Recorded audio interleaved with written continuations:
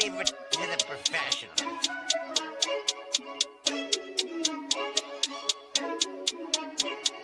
Blessed by Bungie, blah, blah, blah.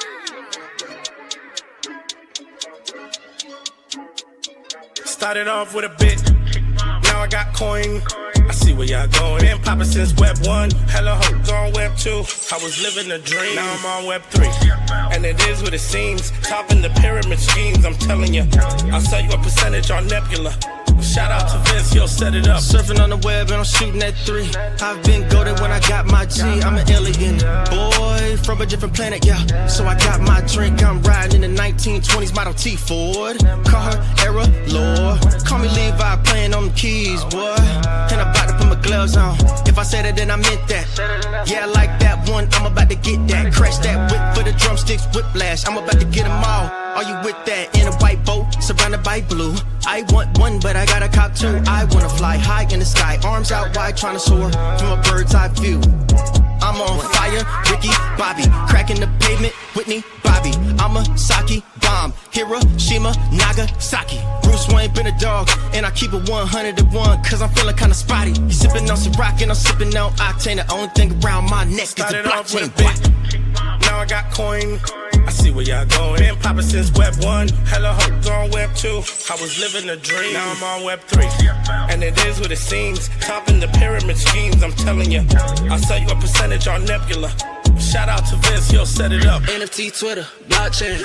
Seeing with the ghosts and we ballin' like LeBron James. Crypto. We can make a trade, get the memo. The field's not falling for the FOMO. Listening to Coffee with Captain. You know we worldwide, they loco. I ain't never gonna stop rapping. Orlando, yeah, we working magic. We rocking Ethereum entities. I just went and caught me a half base. Man, I gotta shout out Started the off with a party. bit, now I got coin. I see where y'all going. Been poppin' since Web 1, hella hoes on Web 2. I was living a dream, now I'm on Web 3. And it is what it seems, topping the pyramid schemes, I'm telling you. I'll sell you a percentage on Nebula. Shout out to Vince, he'll set it up. Freaking I'm more to choose one, but they got knowledge to move, son. I'm shocking in shades with my brother in suits, yeah, them blues is coming. Even though it's hard to pick, eeny, mighty, mo, soda on the mix, no biting lips, it's time to go. Index number 1, no thumbs up, you gotta scroll. Looking at the ghost in studio, it's time to go. Had a helmet on by myself until I met a mask that wanted to have a face off. So I had to bring my chainsaw, full tank of gas in the ride with my brakes off. I'm A1, but a different kind of steak sauce. Welcome to Coffee with Captain, powered by ApeCoin, where we dive into all things crypto, NFTs, Web3, and cutting-edge technology. Remember, nothing here is financial advice. Early-stage tech can be exceptionally volatile and risky. So grab your coffee and join Cap and Steve for today's conversation. Welcome to the future.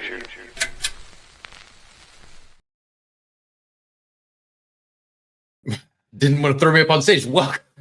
Welcome to Coffee with Captain. GM. Thanks so much for tuning in. If you haven't already done so, do us a favor, drop us a GM in the chat down below. Then head up top, smash the like, repost, and bookmark on today's space. We greatly appreciate it. Warms up the algo and does us a solid on this sleepy morning. Everyone is avoiding the timeline. They don't want to see the charts or the down bad crypto bros. But as always, I'm Cap, co-hostless, but never any financial advice in the show. Don't join us for that. Just join us for some fun, some information, some education, maybe a little bit of education along the way. Maybe a little bit of Buckeye football talk, maybe a little bit of Thanksgiving talk, maybe a little bit of Venezuela talk, China canceling crypto once again. And I don't know, this market sucks, but here we are. Happy Monday. And again, give us a love on the space here. And that's already that like, repost, and bookmark goes a long way. I may have just kick things off with a bro.fun run today. I am avoiding looking at the charts and other things market related, but would be remiss if we didn't at least give our Buckeyes a shout out this morning. A great victory on Saturday, and seemingly the kings of college football. But we are back. It is Cyber Monday. Did not realize it was going to be the great crypto discount on sale this Cyber Monday. Man, it's just gross out there. I don't know. I don't even know what to say. It's December not starting off on the brightest note, but we're here nevertheless. We'll be here every Monday through Friday at 8 a.m. Eastern time. And maybe suffering through markets in misery. Friday at 8 a.m. Eastern time. 1 sec. Maybe some celebration, but the abstract is live. We're live over there. We're also live on X. Let me pin that link up top as well if you want to join the abstract chat. They're never going to TG at this point. If Luke is targeting 20, 30 billion, we're probably looking at another 4 years before abstract ever TGEs.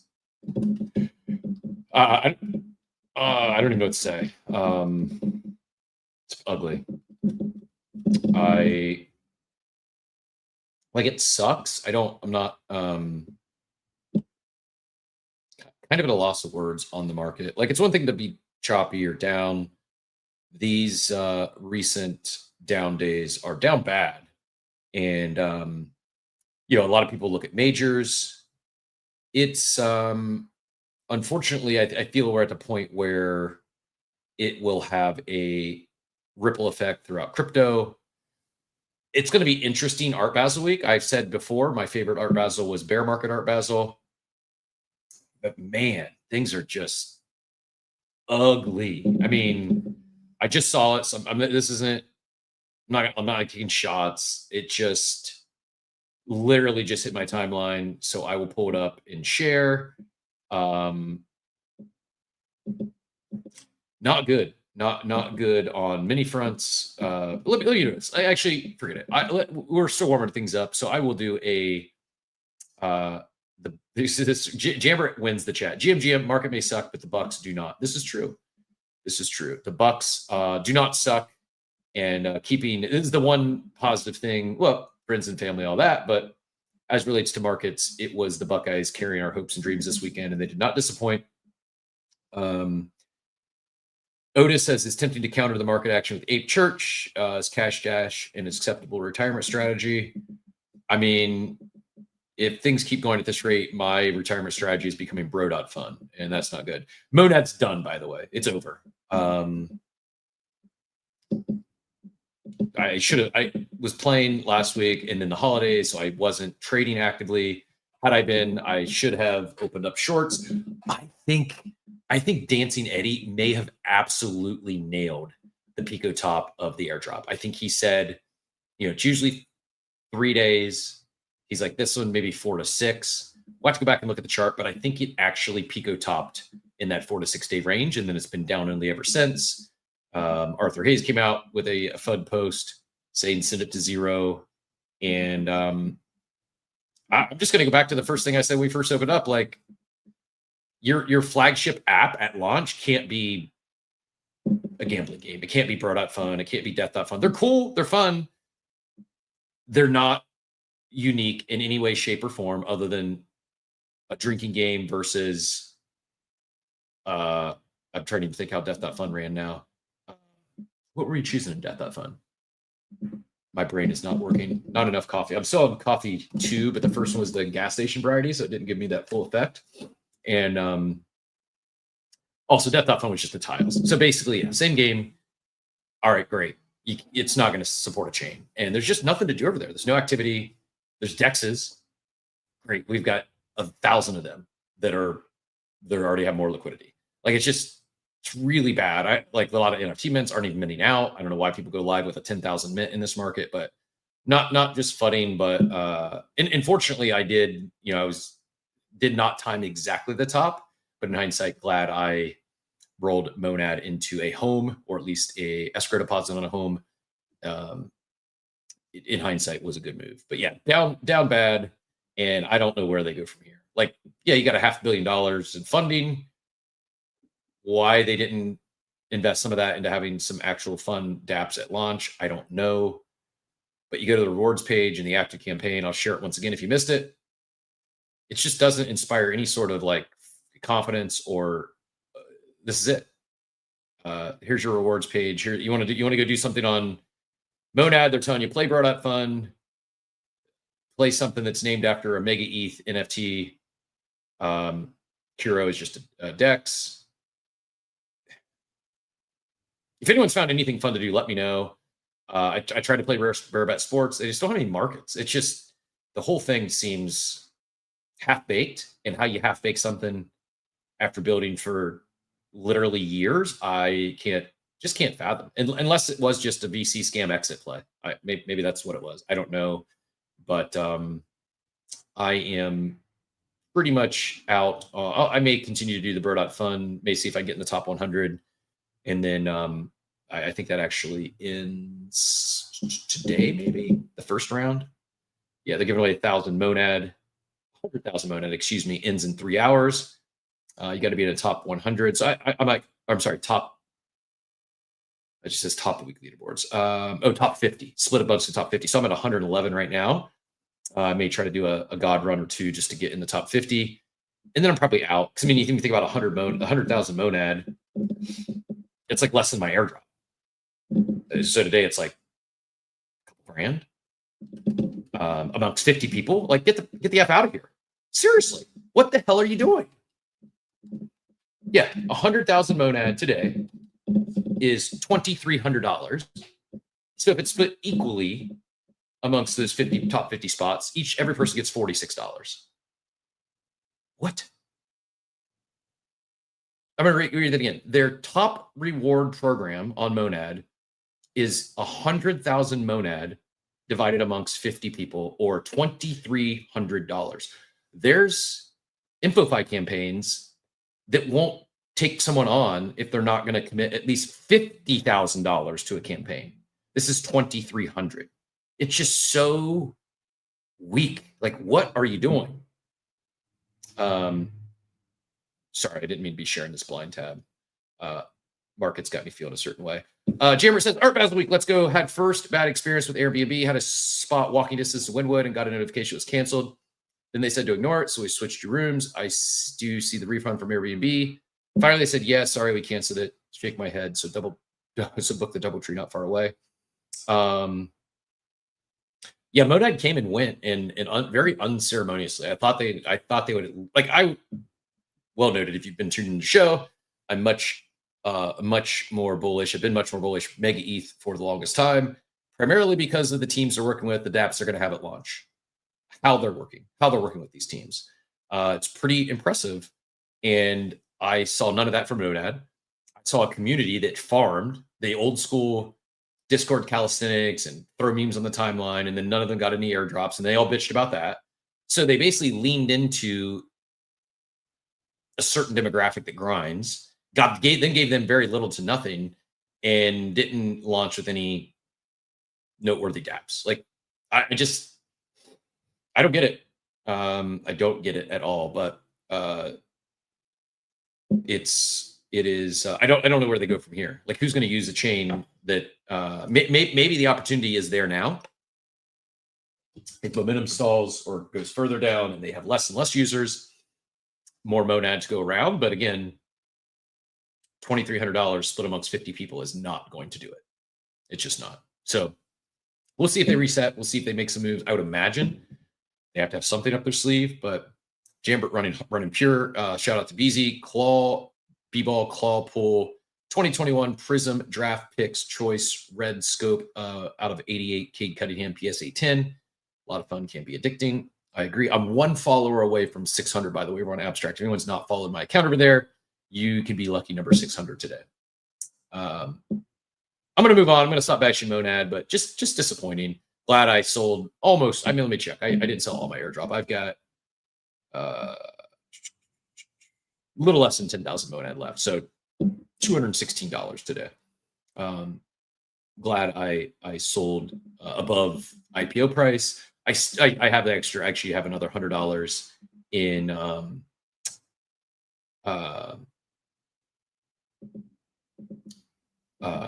Coinbase that I'm not selling. I'll just ride that to zero.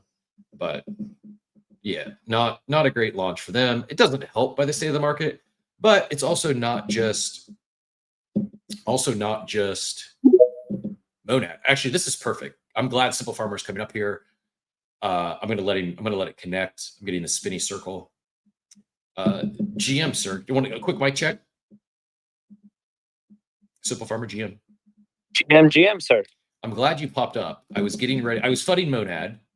And this, I'm segue, not to FUD, but to talk about the overall state of crypto, and more in particular, crypto participants when majors crash, when market goes in the shitter. And I just saw a post pop on my timeline this morning from Probably Nothing, our friends over at OpenPage.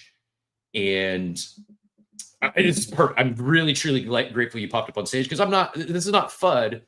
It's just an ecosystem I'm very close to. It's an ecosystem that I've received multiple grants from in the past, both from the DAO as well as ApeCo. And a lot of my friends are employed there, including one on the stage with me. So it sucks for me to see markets getting slaughtered in this, because I know it also affects Runway. It also affects other fun, cool, exciting things they can do. I'm just going to speak my lived experience. I felt a shift or a change to the extreme positive once the DAO shut down, once ApeCoin took over, or ApeCo took over. And I felt, no one said anything, I just felt a kind of like a tightening of the belt as numbers went down. I want to say it seemed very different at, we'll say, like 50 cents than it did $1, ApeCoin that is. And I'm very grateful they've got someone like yourself that's not just watching a treasury beat out, but you've been done a lot of things on the DeFi front, and there's ways to grow a treasury, there's ways to protect a treasury, stuff that I was very passionate about myself, Von Frunten, Steve, Loxley from the Rug Crew. There was several of I don't know, I'm drawing a blank on our DeFi. We had man, why am I drawing a blank? Steve, help me out. Who was our DeFi guy? It's awful. Been an OG, been in the club from jump, and done very well in the DeFi streets. Anyways, we had a small grant, small relative. It was, I want to say, $10 million to basically, for more so proof of concept that, hey, you could take $10 million from the DAO and put it to work in not only protect the $10 million downside, but also actually potentially grow it with any luck. And long story short, never got to vote. And needless to say, I was very excited once they brought on Simple Farmer, because I thought, okay, now we can do an active treasury management. So again, not to put you on the spot, I doubt this is what you popped up to talk about, but I said I would share because it just popped in my timeline and it's on my brain. And just full cards on the table, our ApeCo sponsorship ran through the end of November. We've done multiple 6 months deals. The last 6 months just wrapped up. So we're back to the talking board. And I'm a little shy to even ask now. It's not good timing. It sucks when you're going to talk to a treasury, and last time you talked to them, the price of their token was about $1, and now it's like 23 cents or wherever we are this morning. I can feel them puckering from through the Zoom screen. It's a tough spot to be in. So my overarching point, it's not a ApeCoin conversation or ApeCo or ApeChain. Rather, the overarching point is the impact it has on crypto builders, crypto participants. When majors are down, that's one thing. When alts go down, that are, whether it's governance tokens or it's the treasuries of these chains, it's actually now X is popping up as a news article following this post I saw earlier. This was Nova, the one I was referencing. ApeCoin down 60% since the DAO was shut down in June. Turns out the DAO wasn't the problem after all. Thanks for coming to my TED Talk. I will respectfully disagree with the post. I love Nova. I do think the DAO was a big problem. Case in point, myself and others, I shouldn't say several of us attempted to be more proactive with the treasury prior to the DAO getting shut down. And the DAO basically didn't even let it go to vote. So the DAO was part of the problem. Absolutely, the DAO was part of the problem. I can speak from personal experience working with Simple Farmer and the ApeCo team now. It is, I'll just say this. The people my experiences, I'm not even gonna say people, the experience I had working with the DAO and the powers that be that were controlling the DAO was, I was a detractor. I would have been probably a 4 or 5 on a net promoter score. Wouldn't have been a passive. I would have been a detractor. And despite still encouraging some of my friends, hey, you should still talk to them, but it's just not, you're not going to enjoy the back and forth. It sucks. It takes way too much time. And quite frankly, I think I don't know if it was, I don't know the right word. I'm not trying to assault anyone or offend anyone. I'm not going to call them charlatans or grifters. I just don't think they were the right people to be running at one point, $1 billion DAO. And even as recently, hundreds of millions of dollars in its resources. I just don't think they were qualified. I do think the people running ApeCo now are very much qualified, and I don't think this is their fault. I think that it's more market driven than it is anything that ApeCo or that team is doing. You can see that the AI summary of the thread or the post and then the subsequent conversation. ApeCoin's value has fallen sharply since the DAO shut down in June, dropping from 60 cents to around 24 cents amid token unlocks, ending staking rewards, and the broader crypto turndown. The Treasury split funded ApeCo's operations and ecosystem project, but calls rise for clear details on spending. The F1 partnership, ApeChain progress, holder numbers have grown despite the dip, with ApeCo's ability to build momentum in a tough market. I agree. ApeCo has showed ability to build momentum in a tough market. The F1 partnership is still live, but that's running. That's something that the DAO and some people there. I got used. I shared this previously. I got used to get that thing that AIP passed, and then was told I would get invited to events. Never once happened. I've been told multiple times, "I'll get you the next one," and it just never happened. I don't care. It's not a gripe. I'm just saying that the F1 partnership. You want to talk about the DAO or ApeCo? That was the DAO's doing. I say this past weekend, they got a shout out on F1 Instagram to like 20 million. It's in the tens of millions, might be 20 million followers, maybe 30 million followers. ApeCo was featured on their Instagram stories. It's nice. Is it worth the millions of dollars they paid? I would say potentially had they involved the community more, but unfortunately they just haven't done that. They've leveraged it, I think, to maybe land some other biz dev deals. But it really, I don't know as many from the actual community internally, like the OGs of the club and hardcore ApeCoin advocates. I don't know that they've really seen much benefit from that. So again, I'm not to go on a rant here. This is also Frosty's quote tweet on some action points. I think that the TLDR, I think the summary of the thread that I've seen. I have not read every comment, but it's I still comes back to transparency. At one point, we were told we would be hosting a monthly update, and we did, I think, one of those, and they just I'm not employed by them at all. We do what we're told, and we'd love to host them, but there's got to be updates there that are material or meaningful or something. So the action points here, Frosty says, check how much was left in the treasury, show where the money went, F1 partnership still active, ? You could go pull the AIP on that, and it tells you exactly. I'll do it here once I hand the mic off. How much time's left on that? I think it is coming to an end though. How long does ApeCo? How long does ApeCo have runway? Arbitrum said they will carry the cost for the first 1 or 2 years. Can't remember. I'm not sure what he's referencing there. Maybe Simple Farmer can fill in the details.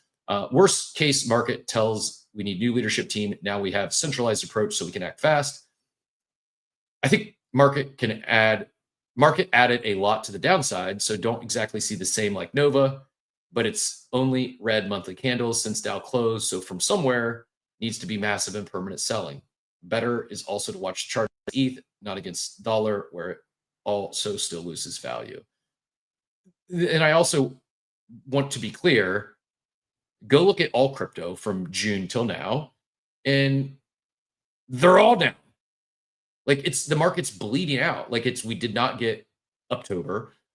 November was no thank you, and December is opening up on day one like it's a bloodbath.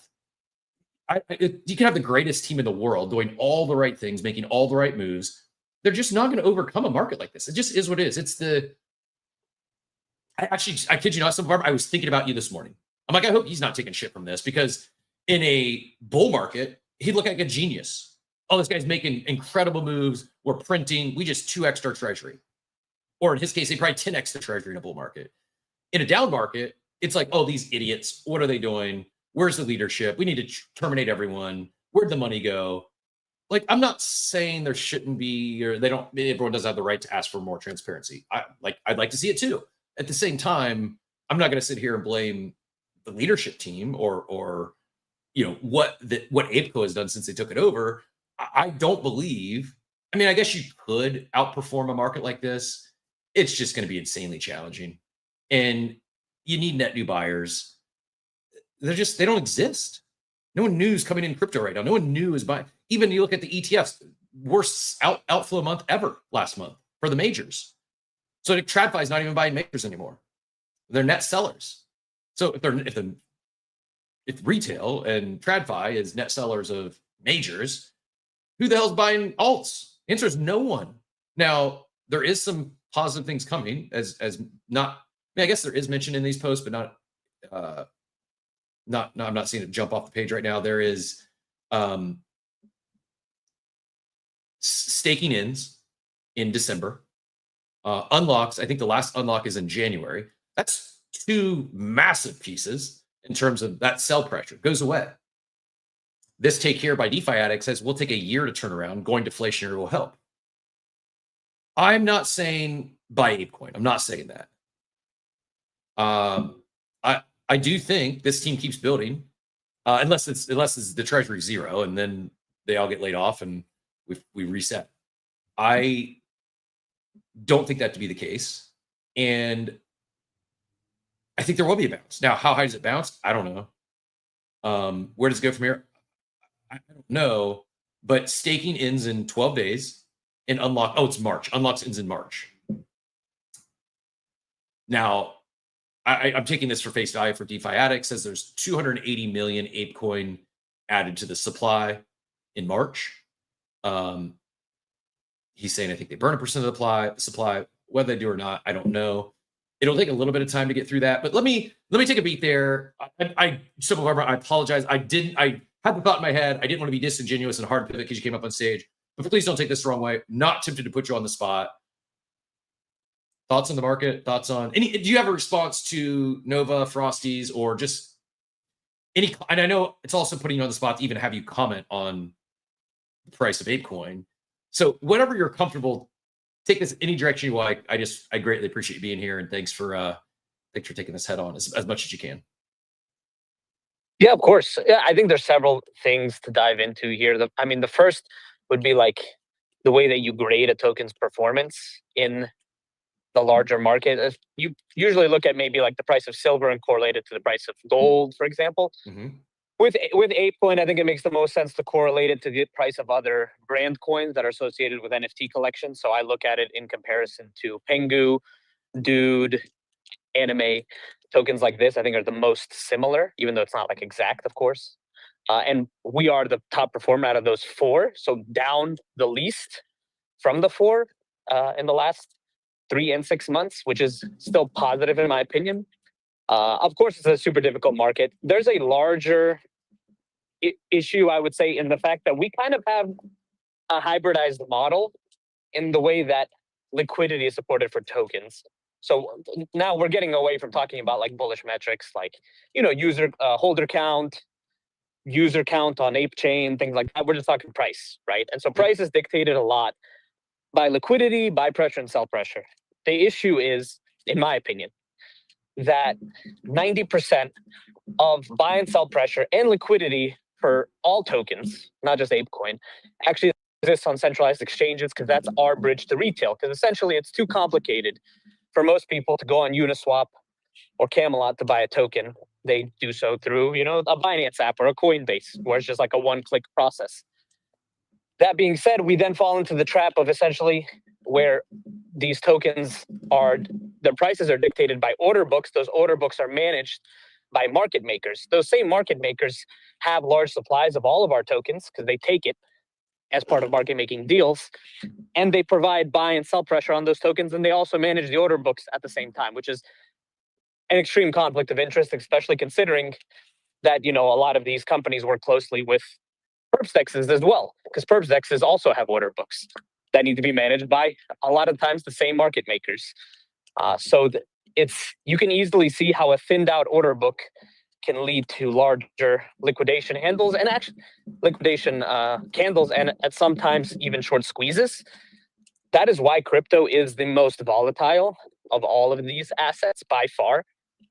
Just that structure and that disconnect exists because we on CT, for example, are mostly on-chain users, while most of the buying and selling pressure is actually coming from people who don't own a MetaMask wallet or a Rabby. They don't practice self-custody at all.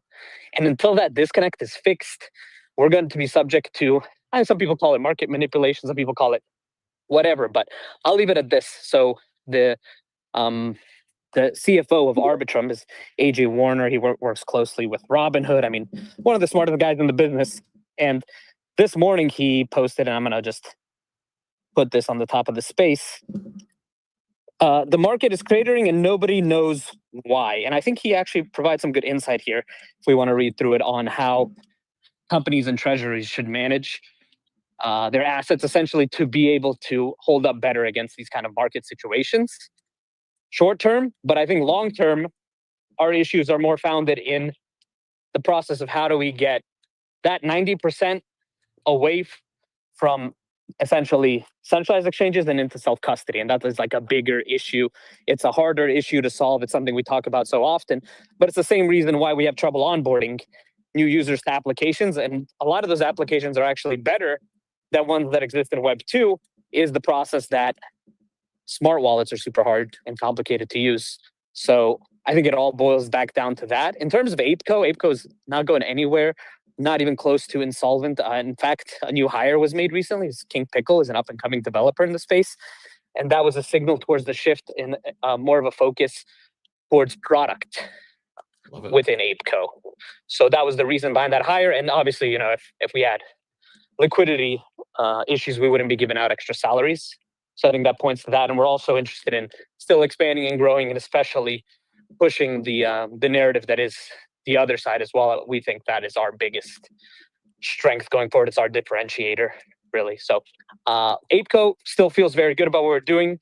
Token price obviously doesn't look great, but short term, we're definitely going to have some very proactive, interesting narratives and activities that will reach out to specifically those users who are not on chain. And those are the users, again, where we can expect buy and sell pressure to actually make a difference. Because right now, Cap, the issue is on chain, $1 million of buy pressure on ApeCoin actually won't move the needle for us. $1 million of buy or sell pressure on ApeCoin will only move it about a penny. We have significant liquidity on centralized exchanges. So like deep liquidity. Explain that to me like I'm five. $1 million of buy pressure only on chain only moves the token price a penny because so much on centralized. Explain that. I should get it. It's just not clicking in my brain. Yeah. So the issue is the majority of that liquidity still lies on centralized exchanges, which are managed mostly by market makers. And so what ends up happening is, and this is the case for a lot of tokens that are on a lot of centralized exchanges, not just ApeCoin, but Pengu, a lot of them, is that even if you get really robust buy pressure on chain, that usually gets arbitraged out between the price on centralized exchanges and the decentralized exchanges. So for example, not just this crash, but the previous one as well, where Machi got liquidated big time, the price of ApeCoin dumped to like 25 cents within something like 30 minutes. On chain, the price of ApeCoin was still 45 cents for about an hour before it caught up. Now, all of our perps dexes are using tight feeds, essentially taking the price of the token that is coming from centralized exchange data. So what ends up happening at the same time is that people who own essentially, let's say ApeCoin for this example, on chain, have it at a higher price, they bridge it off chain, you know, or they'll buy it off chain and bridge it on chain to sell it. So they arbitrage that price difference. In the meantime, we are all subject to the whims of market makers. And that's the unfortunate situation we put us in. And that's, of course, how in an early stage in crypto, we're getting access to retail buyers, but then we're also facing that double-edged sword of, I don't know, what I would call market manipulation. How do you, so, I mean, what's your unfiltered, candid thoughts on, as it relates to market makers? Do we think that there's still some collateral damage from 1010? Has that been wiped out of the system? Have there been bodies float to the surface that I just haven't noticed or seen? Or is maybe some of the, because like majors are down. I mean, it's bloody. Majors are down. I mean, Bitcoin is down $5,000 today, $4,500, 5%. ETH, down to 28, 21. It's down 5.69% on the day. 5%, let's call it on average, the two majors, but most alts are down double digits. Do you think some of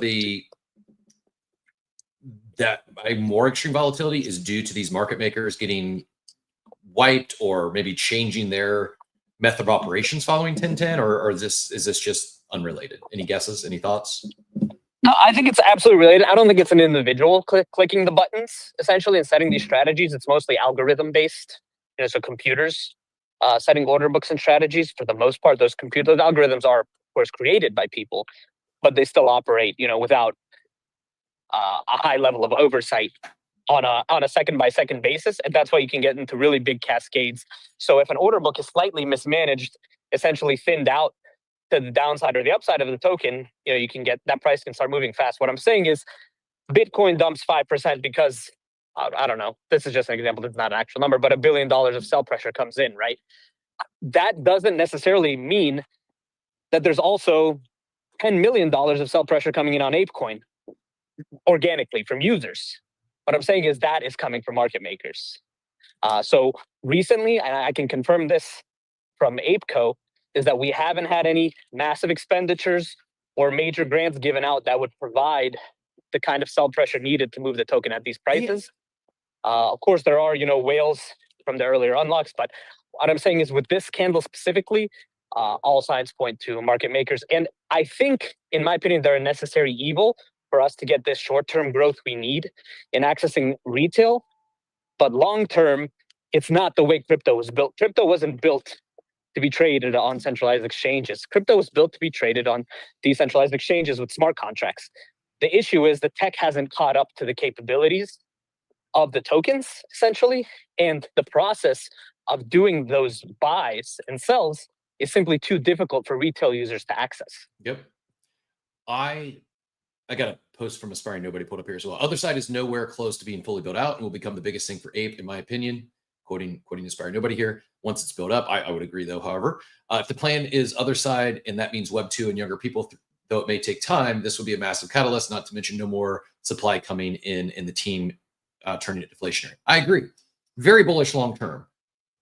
What I'm uncertain of is how much pain before things start to pop. I view that like relative to other tokens, you mentioned several, but relative to other tokens, it in knowing what the team is building, knowing Otherside, like I've just went on a rant how horrible the launch Monad had because they don't have a killer dApp. ApeChain has a killer dApp, at least one that has the potential to be a killer dApp. It's being used every day. I'm going to say there's more active daily users right now that are actually users, not farmers, actually enjoying a product they're using in Otherside than there is on Monad. And yet the market cap of ApeCoin after the candle today is 234 million full FTV. I don't know exactly where that ranks, but I know there's for a fact there's a lot of alts that are trading at much higher valuations. They don't have near things going, or they have far greater headwinds and sell pressure than does ApeCoin. A lot of exciting stuff. I guess partially, I hope that yourself and the team aren't discouraged by the market. And when people are blaming ApeCo over the DAO, I don't think it's fair. Having worked with both organizations, it is light years ahead of where it once was. And I mean, Solana is down in the not even 6 months, in the last 3 months, 2.5 months. Solana is down from 247-ish to 127. Solana is down 50% in the last two and a half months. And we're going to say, oh, like well, it's Tully's fault. It's the founder's fault. It's the team's fault. Solana's down 50% because the team is making poor decisions. No, it's just the market's in the shitter is what it is. And, find me an alt that's not a Zcash pump and dump that's up. It's just bloody. And it's a very, very tough time in the market. And I don't think there's much, if anything, organic, I'm going to stress organic, that any team can do to overcome the current of a market like this. Go get back in here, and I'd like to get Oxy's thoughts on this as well. Yeah, I obviously, in terms of the other side, we believe that is our killer dApp, and that's why we're putting the full weight of ApeCo behind it. I mean, a huge amount of their bandwidth goes towards doing extra BD work and expansion and onboarding for Otherside. And I know the Yuga and Otherside team there is absolutely cooking it on all cylinders as well. So we're a big believer in the success of that platform long term. And we think that is going to be our, like I said, our differentiator. In terms of, the tokens, and it's easy to scapegoat, like you want to try to find the reason why. What I'm saying is it's more of a infrastructure foundational issue with the way that tokens are bought and sold. That is the issue, and it's a reoccurring issue. Like, it keeps coming up. It's not like, like you said, the Solana Foundation is heavy selling SOL tokens every day. So it's easy to scapegoat, but it's the fact of the matter is we're simply underdeveloped in terms of the infrastructure needed for retail to access this directly, where we can have people like Steve Bark being a market maker like he does on Project X. Market making itself should be decentralized, just like all of crypto is supposed to be. And when we do that long term, then we'll see more organic price action on all of our tokens. Until then, we're subject to the actions and doings of centralized actors. In the meantime, for ApeCoin, we are glad to be working from a position where we are undervalued. I'd much rather be undervalued than overvalued. I've not lost any confidence.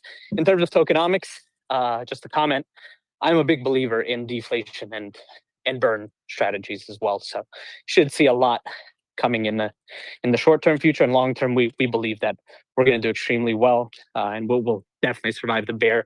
We have the resources and the team strategy to do so, if any of that does come through. But yeah, just want to say that. No, I appreciate you jumping up. Thanks so much for your candor. This wasn't planned. I just saw it popping on the timeline, wanted to address it, wanted to talk through it. Simple Farmer Impromptu flew up on stage as the first guest this morning, so it was easy for me to put him on the spot instead of myself. Thank you very much. And we actually have, speaking, like, again, I'm not making this up. It was not planned, but starting the show bashing Monad for having zero cool dApps. Zero cool dApps at launch. What the hell are you doing? To one that has, I believe, one of the coolest participatory dApps that's not financially driven, that has real users. And we got another announcement coming up at 9:00 today. Team's going to join us. Another team's going to join us. We'll share that here in a bit. It's like they're not stopping. They're not, we should probably take the next few months off until the market rebounds. No, they're still shipping. They're still doing. Is it difficult? Yeah. It does have a downstream effect, unfortunately. Like, there's just less money to do cool things with when your treasury gets nerfed like this. It also can rebound. And, you mentioned opportunities in a down market is like, there's little tongue in cheek with the title, but there are deals on crypto right now. If there's something you believe in that's down 15, 20% today, I'm not saying go buy it. It could be catching a falling knife, but it's way better to buy dips than it's to buy rips. Like, it's the easiest thing in crypto. You sell the rips, you buy the dips. If you did that over the last 5, 10, 15 years, you're probably extremely wealthy. You don't buy when things are ripping and euphoria is at all-time greed highs.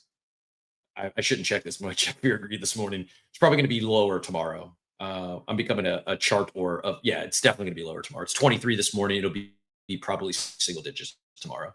It lags is my my gut in reading this. A month ago, it was fear at 44. Last week, it was extreme fear at 13. Today, we're back up to 23, but I think we'll be back down to probably 13 or lower tomorrow.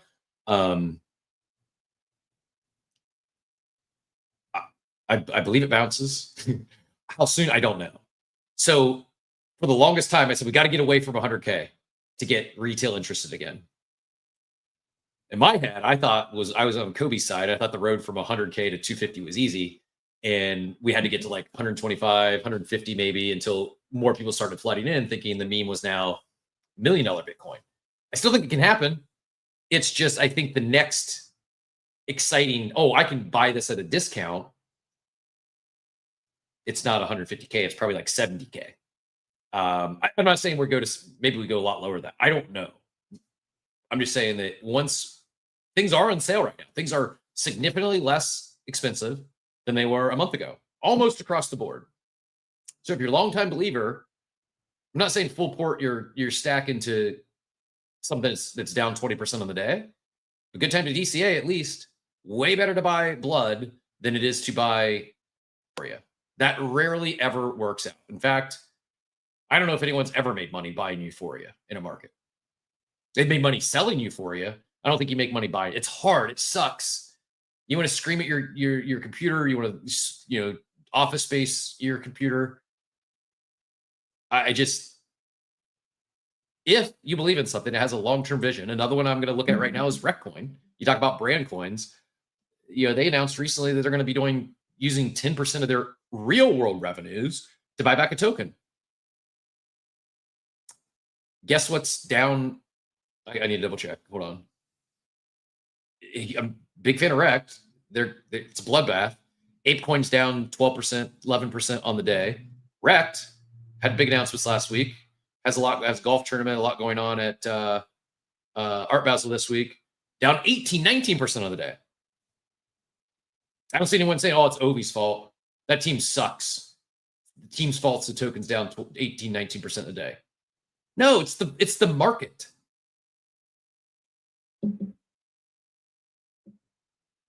Find me a different story. Find me one that's up or getting crushed like this. That's not being heavily manipulated. I think you'd be hard pressed. Let's get Oxy in here. Get your ticket where any direction you'd like, and then we'll go Proof Alpha DJ. Oxy GM, always a pleasure. Yeah, GM. I guess maybe just talking to maybe Simple Farmer's point on like market makers and stuff like that. He covered it. Like in reality, right now, the only way that we're going to have deep liquidity pools is through market makers, and that's just the reality of it. Like as unfortunate as that might be, I think there's a. Sorry, are you going to come in? Yeah, I just want to double tap on that or pull a little bit. If that's the case, if everyone agrees, like the deep liquidity is really, quite frankly, at this moment in this market coming from market makers, does it then have to be centralized exchanges? This is maybe an ignorant question, but is it, if it's going to be if liquidity is going to be market maker driven, are most, if not all of them, going to the centralized exchanges? Does Wintermute or any of them still do any material market making on chain that's not in an exchange, or no?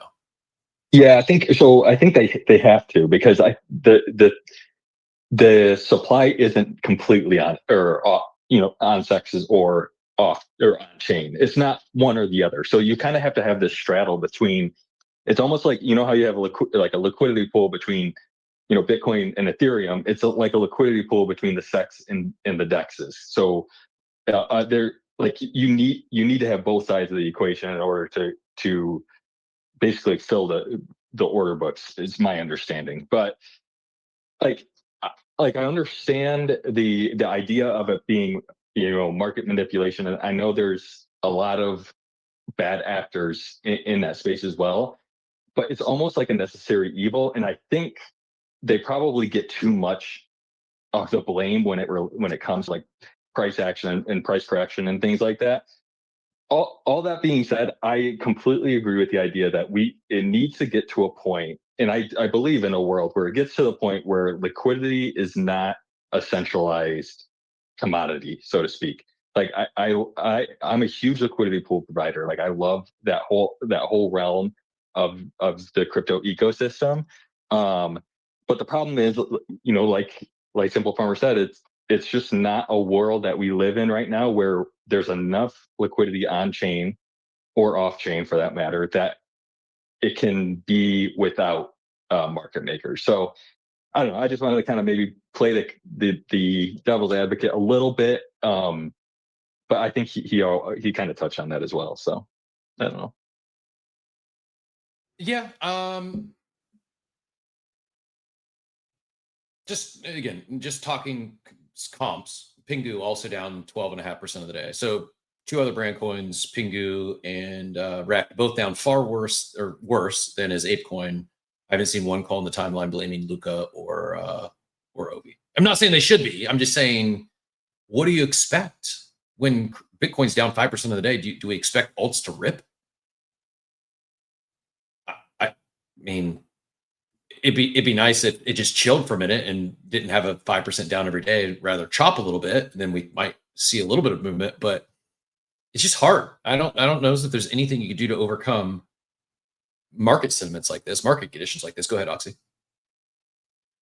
Yeah, and I know we talked a lot about like price action and that being the indicator for whether a team's doing a good job or not. And I agree that that's not a good metric to be measured by. How do we measure? I Any thoughts? yeah, Sorry to keep interjecting, but what good yeah, conversation.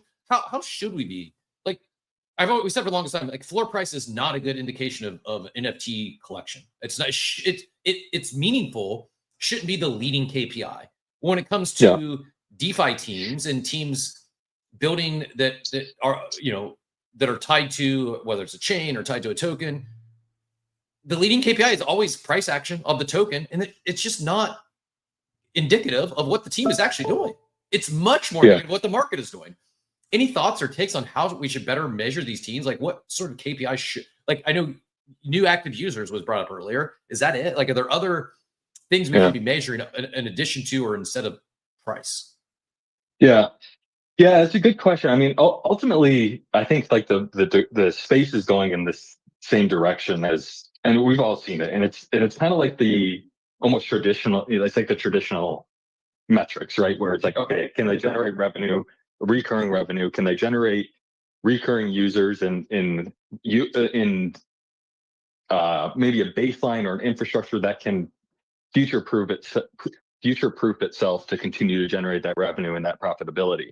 So like, I guess my challenge and question to, I guess, ApeCoin or any other, token like this, whether it's or Rect or what have you, is like, okay, what's the infrastructure or the base level company or DApp or infrastructure that you're building that will lead to future growth? So whether that's, oh, we're onboarding, X amount of daily active users, this is how we're going to keep them, and this is how they're going to turn into revenue for us, or how their activity is going to turn into revenue for us. And then how does that extrapolate for the next so many years? And then at that point, if that doesn't lead to token price going up, that I think that's fine, because you're building this infrastructure in this base layer of a company and recurring revenue or recurring, profitability, however that, shows itself. And then you can extrapolate that to the future. And I think like those more traditional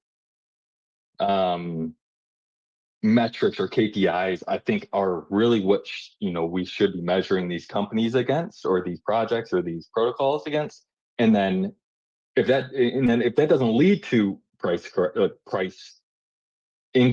going up or what have you, then it's undervalued. So it's I don't know, maybe it's a return to fundamentals, which is like the corniest thing ever, but I don't know. I guess I don't see another way to really measure these companies other than those traditional and like staple KPIs. I agree. It's tough. I feel for all of them. Quick mic check. I got some feedback in the war room that my audio sounds crap. I just double checked everything. The inputs were correct. I did change it from main stereo to chat, but it's all pumping through the roadcaster. Is this sound any better now? Do I sound okay to those of you on the stage? It sounds fine on Spaces to me. Yeah, 100% on Spaces. I wonder if Sounds good. Thanks, appreciate it. I wonder if it's a listener thing or if it's a video thing. Husker in Von Frunten, where are you listening? And then the other, rewinding my brain here, since audio is okay. The other thought is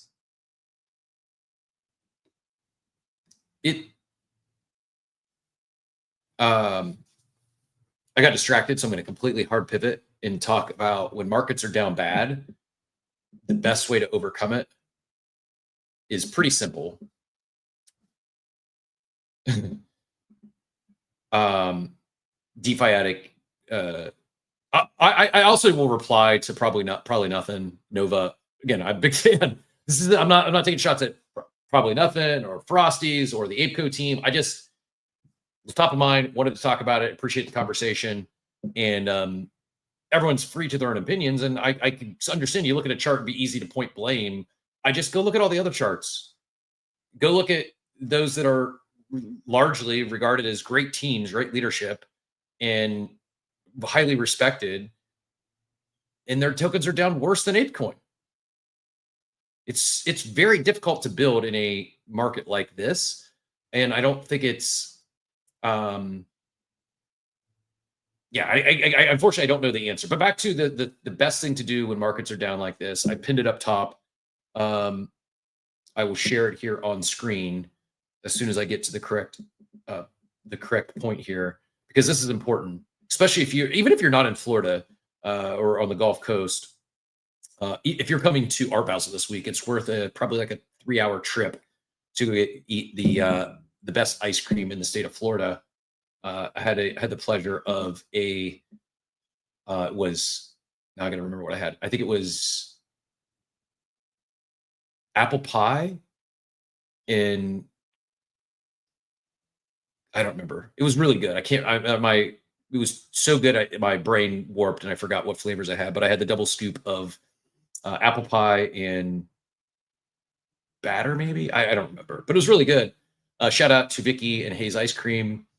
Maybe I've got 30 days to close on this house, but assuming I close, will be a not too distant neighbor, Madeira Beach. We'll be living like 10 to 15 minutes from like 5 beaches, Madeira Beach being one of them. Pretty stoked about that, and love the shout out. The V Friends vending machine. Saw another. She's doing some great things for the holidays. If you're a Harry Potter fan, you're going to want to go hit it up during the holidays. But yeah, if the market's got you down, just go pay Vicky a visit, eat some good ice cream, and at least for a few minutes until you either eat it or it melts, you will forget about the market. I'm not even kidding. We've got a couple other posts up top on will poly market reach 1 billion people in 5 years? It seems to be the new trenches. I did see another chart over the weekend that poly market now with more activity than pump.fun. Is that the new trenches? Possibly. Also talking like why the market dumps, I guess high level zooming out, and then we will get some guests on here very shortly and talk about some more exciting fun things. I really don't know. I'm not going to claim to know everything. I do know that there was threat of war over the weekend, and this, or I shouldn't say war, some sort of conflict. Trump said that the airspace over Venezuela is off limits. Maduro, the current dictator / leader of Venezuela, apparently is fleeing to another country. I get all my news from Twitter, so take it for a grain of salt, because I also have been got by college football Twitter twice in the last week of sharing something that was not real. It was just a shit post, and they got me. But you know what didn't get me was that Buckeye victory and some of the hardest photos we've ever seen coming out of a single game. No exaggeration. We had the Jeremiah Smith photo of that I shared my GM post flicking off the UM crowd. We have this post that Jambert shared, might be the hardest college football photo of all time. When if you didn't follow the game, Michigan was defending, like, basically think about this. They expected to lose so bad. They had a plan in place before the, hey, after we lose, we're going to go protect our logo and not let them plant a flag in our logo. To which the Buckeyes said, screw you, we're just going to jump in the stands and you can all watch us.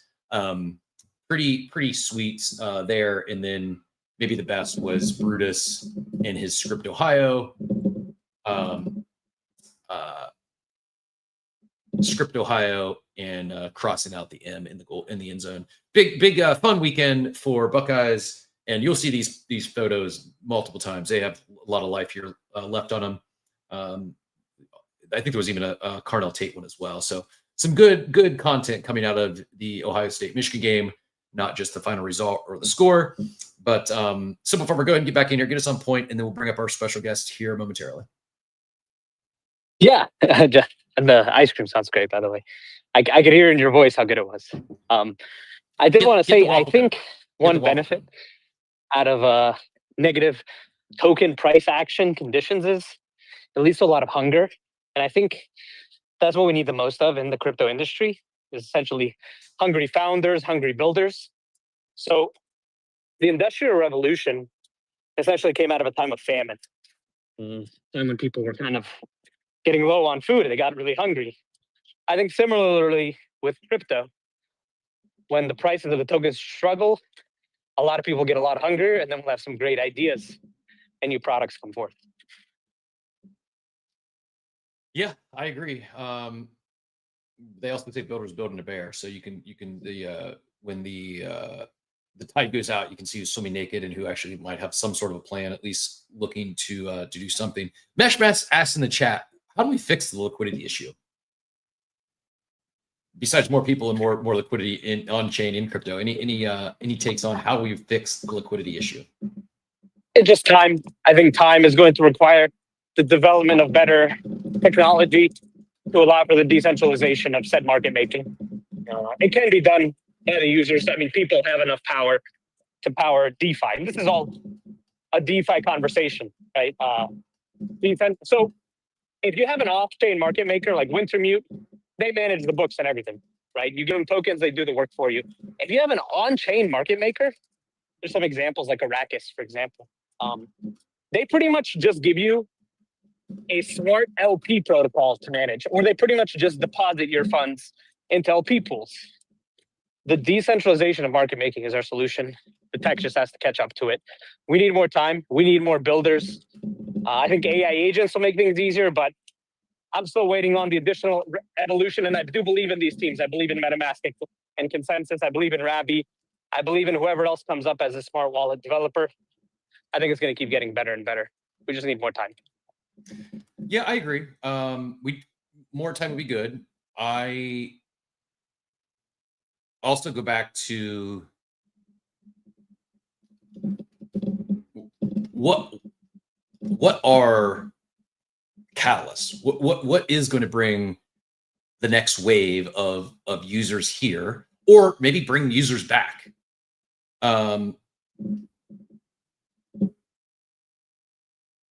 Maybe it's low price. Maybe we go so low, it's like, oh, I'm not going to miss the run up to 100K Bitcoin again.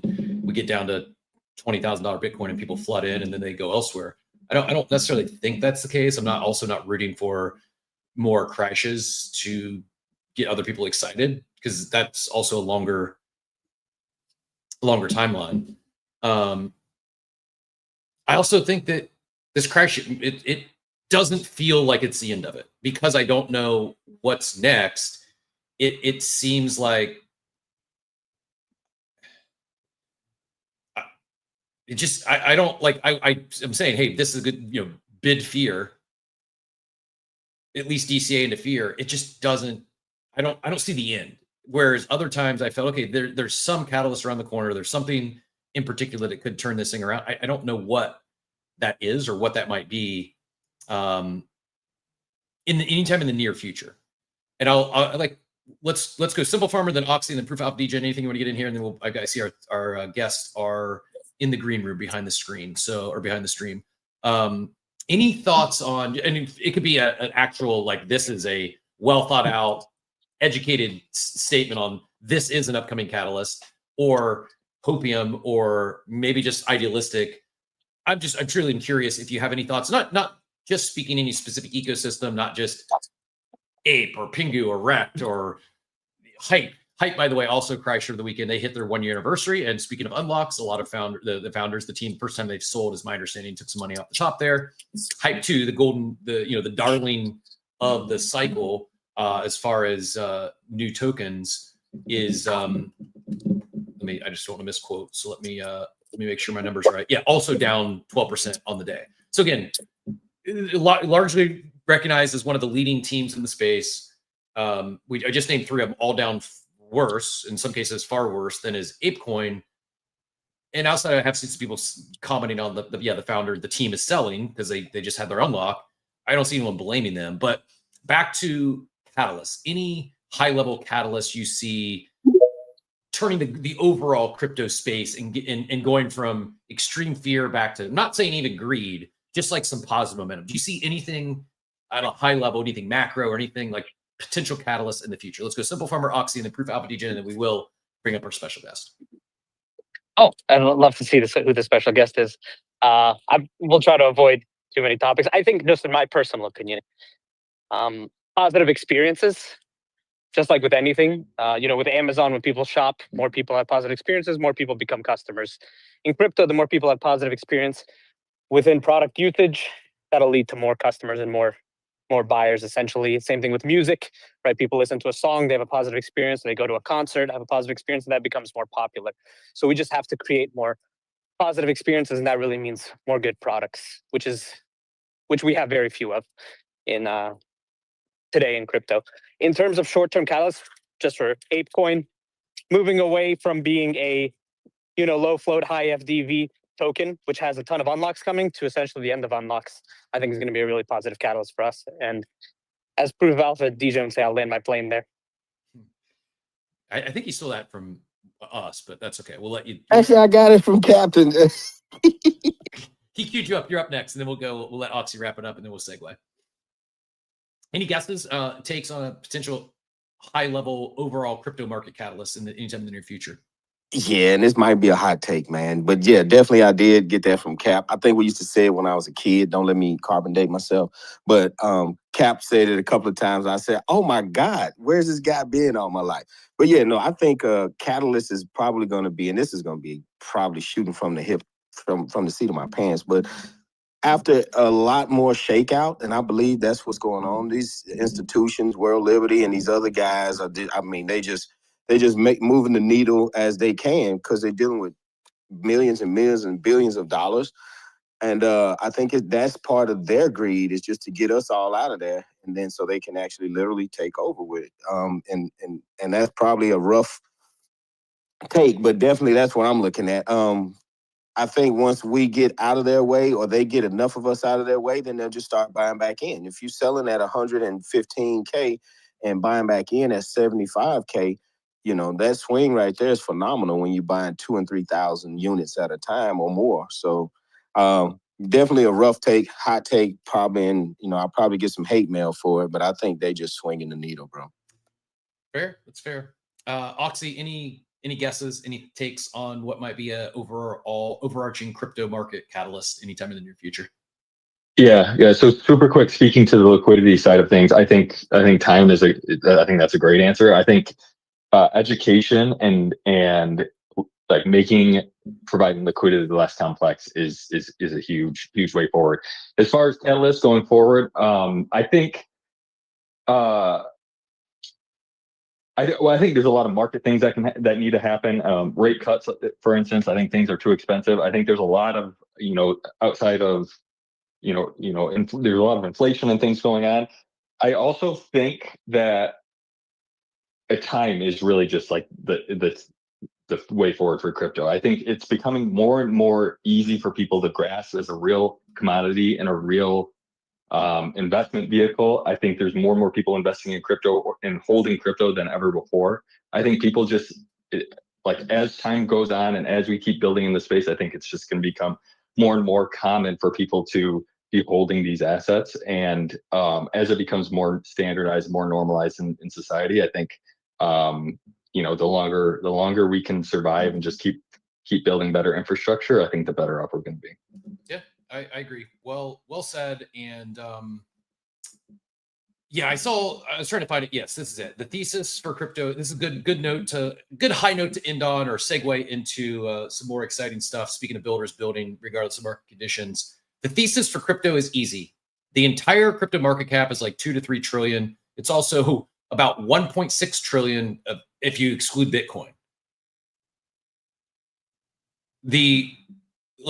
Which is dwarfed by the market cap of Nvidia. One stock is greater than basically everything in crypto, excluding Bitcoin, is only 1.6 trillion. So I see Steve out there. It's like he's been saying for a long. Maybe we're still early. Maybe we are still early. We're just, our timelines have been months or years, not decades. And major societal shifts take decades to go back. The best example I could give you is go back and look at look how long it took to get the refrigerator to hit critical mass. Something that I believe all of us here listening today probably have a refrigerator in our home and have never lived without one. It seems so obvious, the benefits of having the utility of a refrigerator in your home. And yet it took years. They had to go door to door selling refrigerators. People had literal ice boxes. People would come and instead of a mail, they'd come and deliver a block of ice. And that's how you kept your stuff cold. Now we don't have to think about that. We take it for granted, but that's something that took decades for the refrigerator to hit critical mass and then hockey stick up. Crypto might be on a similar trajectory. That said, We're going from refrigerators to, I don't know, maybe, I actually have no idea. I know we got some special guests. I'm going to bring up our friends from Chimpers as well as Cam from ApeCo.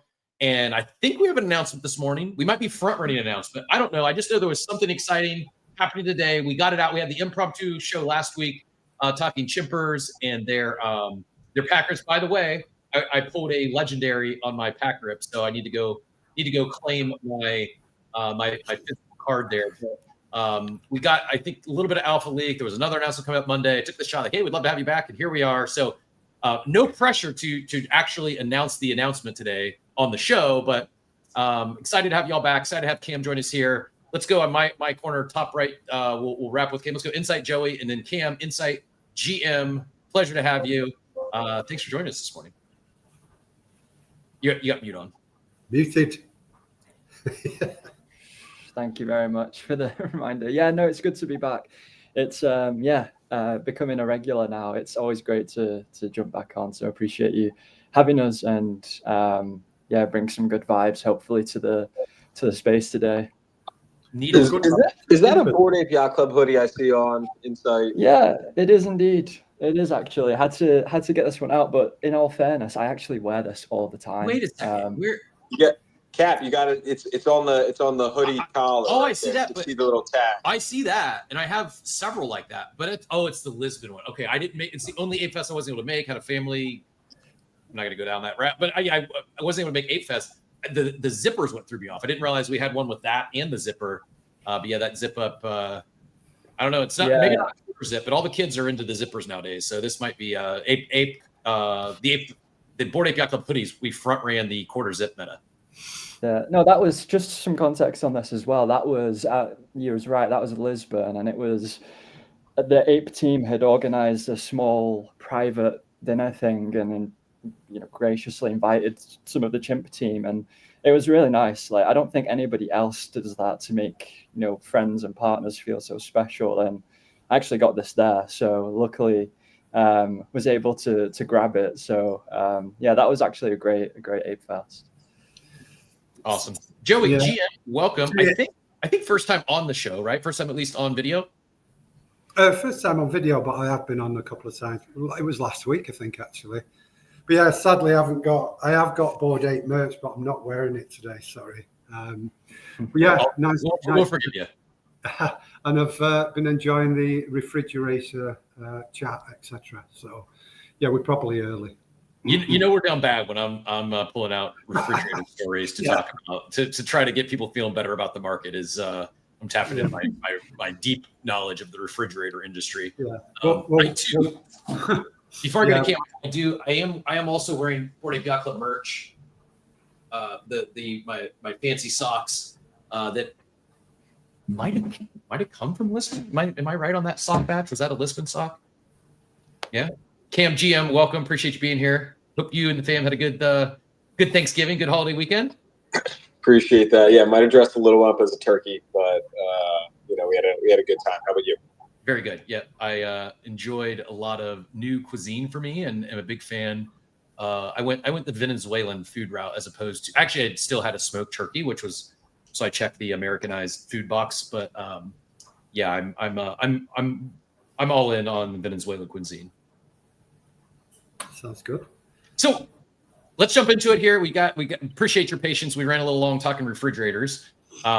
We did have I feel a good, not necessarily pushback, and we don't have to go there. Actually, I don't know how much you caught of the conversation, Kim. Is there anything you wanted to add to the conversation before we jump into all things Chimpers and Chimpers ApeChain, what we might have to look forward to? Anything? I'm not like, I wasn't here to defend you or Simple Farmer or the team, but I think it's fine to be critical. It's fine to ask questions. I don't think it's fair to teams building in crypto to be vocally critical or take shots when simply because number went down.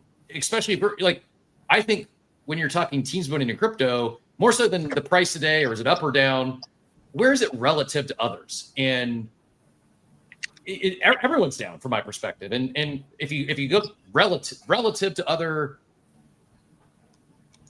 layer 2 blockchain tokens, layer 1 blockchain tokens, you look at brand coins, ApeCoin, even though it's down, it's still outperforming a lot of them. And just anything you wanted to add to that conversation. Again, I'm not trying to put anyone on the spot. Yeah. It was on the timeline. I felt it was a worthy topic to address this morning.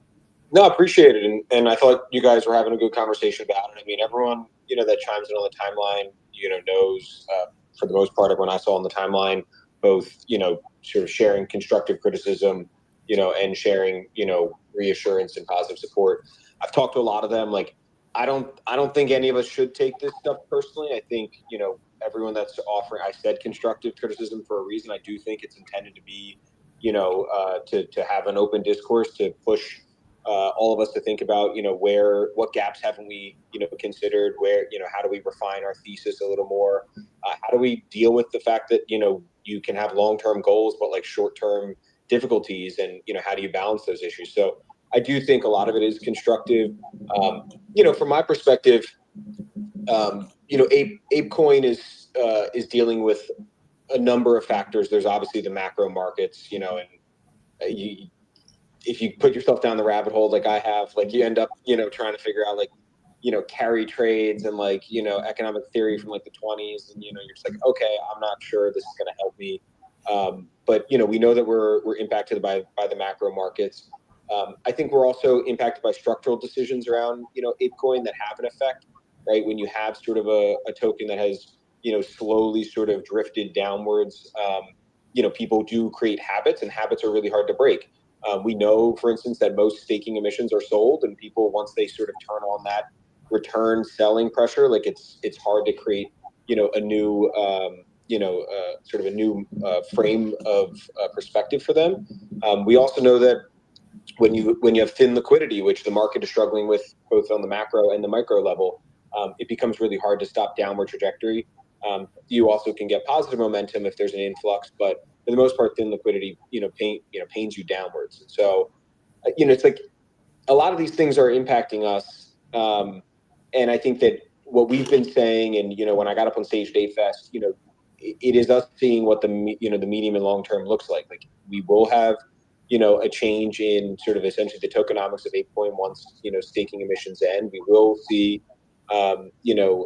additional liquidity pumping into the market, as we continue to move chains. Like, but all those things take time.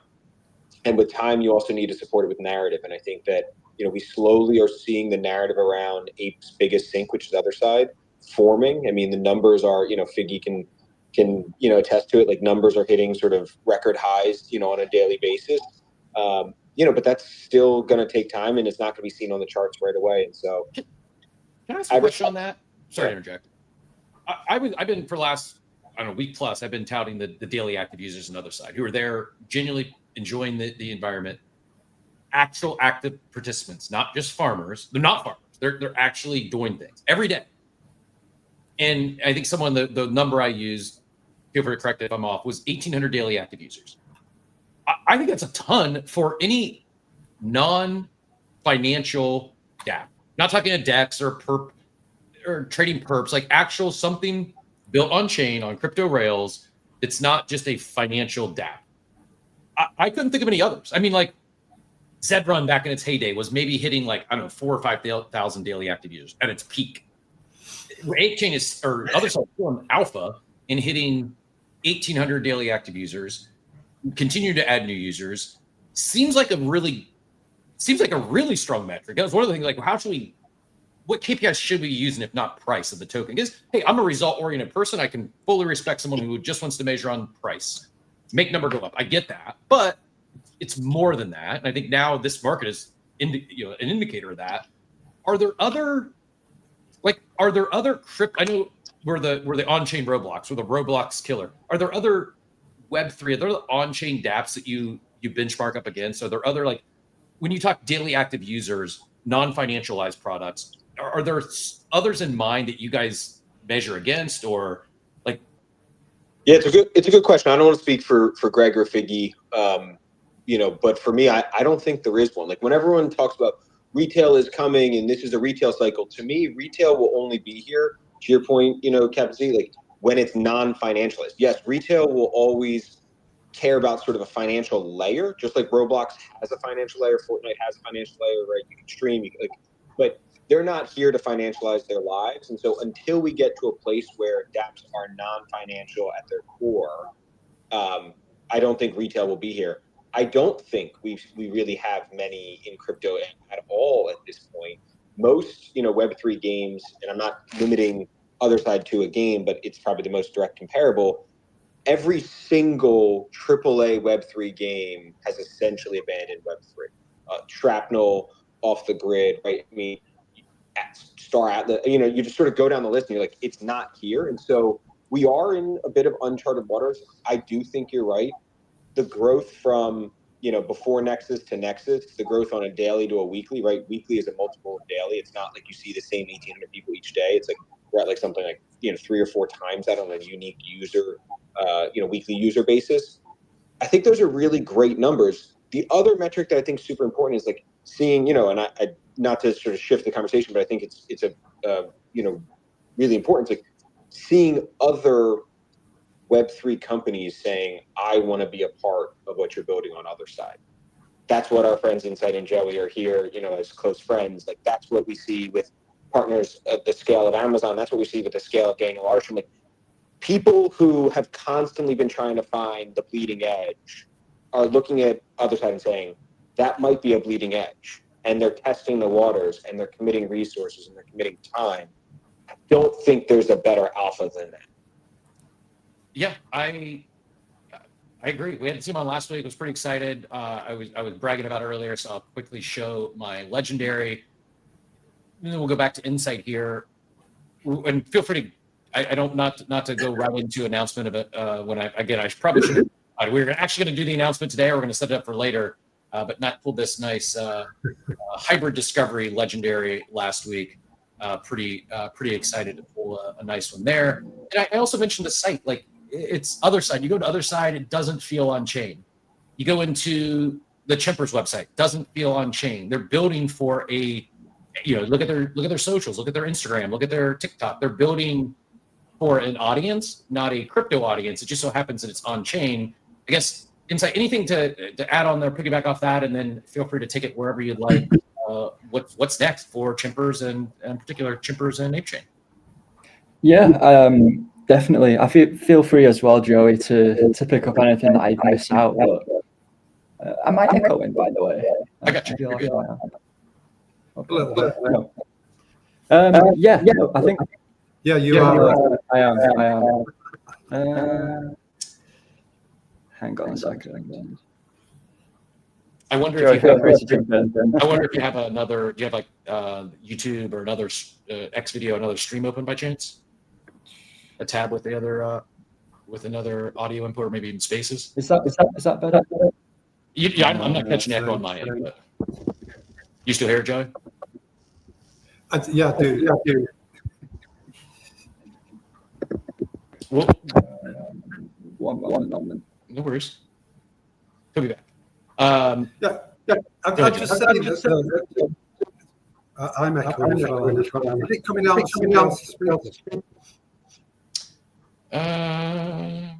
Looks good on everything on my end. Looks clear. Someone had some audio issues with me earlier as well, and it was okay. But I'm not catching anything on. It's repeatedly coming on. I just if it's all right for everybody, I'm just carrying on about that. I just echo what Cam said before.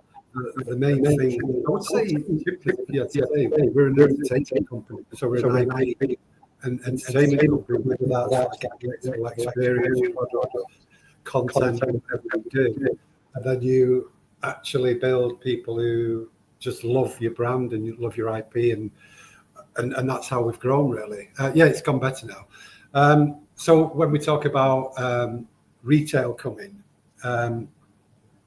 retail, there's different types of retail. There's retail who are speculators on the fringes.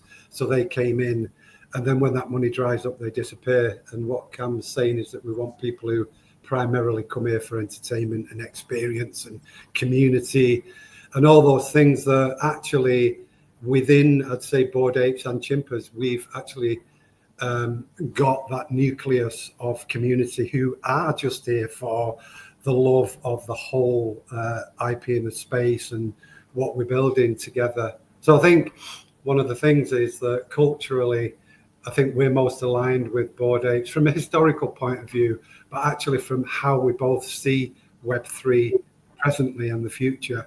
And so we're very aligned together. And so hence everything that's going on at the moment, really.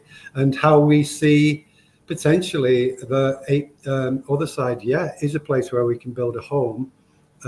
We've got different homes, Chimpers, different places, but Otherside can definitely be a place where we can have a dojo, experiences, games, you name it, all sorts of things that we can build in there and bring in people from, we've got 3.5 million followers now on socials, and we've not really tapped into that audience yet at all. They don't know Chimpers is an NFT project, but like you went on the card app, you register with your email, creates a wallet in the background. It doesn't matter, you're just collecting digital cards, and you can get the physicals. So we've matured as a space in terms of the technology to make it seamless. And so now it's about building those experiences and products and entertainment and making it an attractive place to come. So I think the future's bright for everybody. I agree. I love this part. You talk about your socials. We do see teams talk about Instagram. We see teams talk about TikTok. This might be the first time I've even noticed or seen a Web3 team talk about Facebook followers. Number one in Web3, 336,000. What? They're on my friends. Facebook. What are you doing on Facebook? How are you? What? Anything you would attribute to that success on growing an audience over there? Jacob, you go. Hopefully it's fine now. Yeah, okay, I'm not echoing, which is good. Yeah, no, I think Facebook it's virtually the exact same content.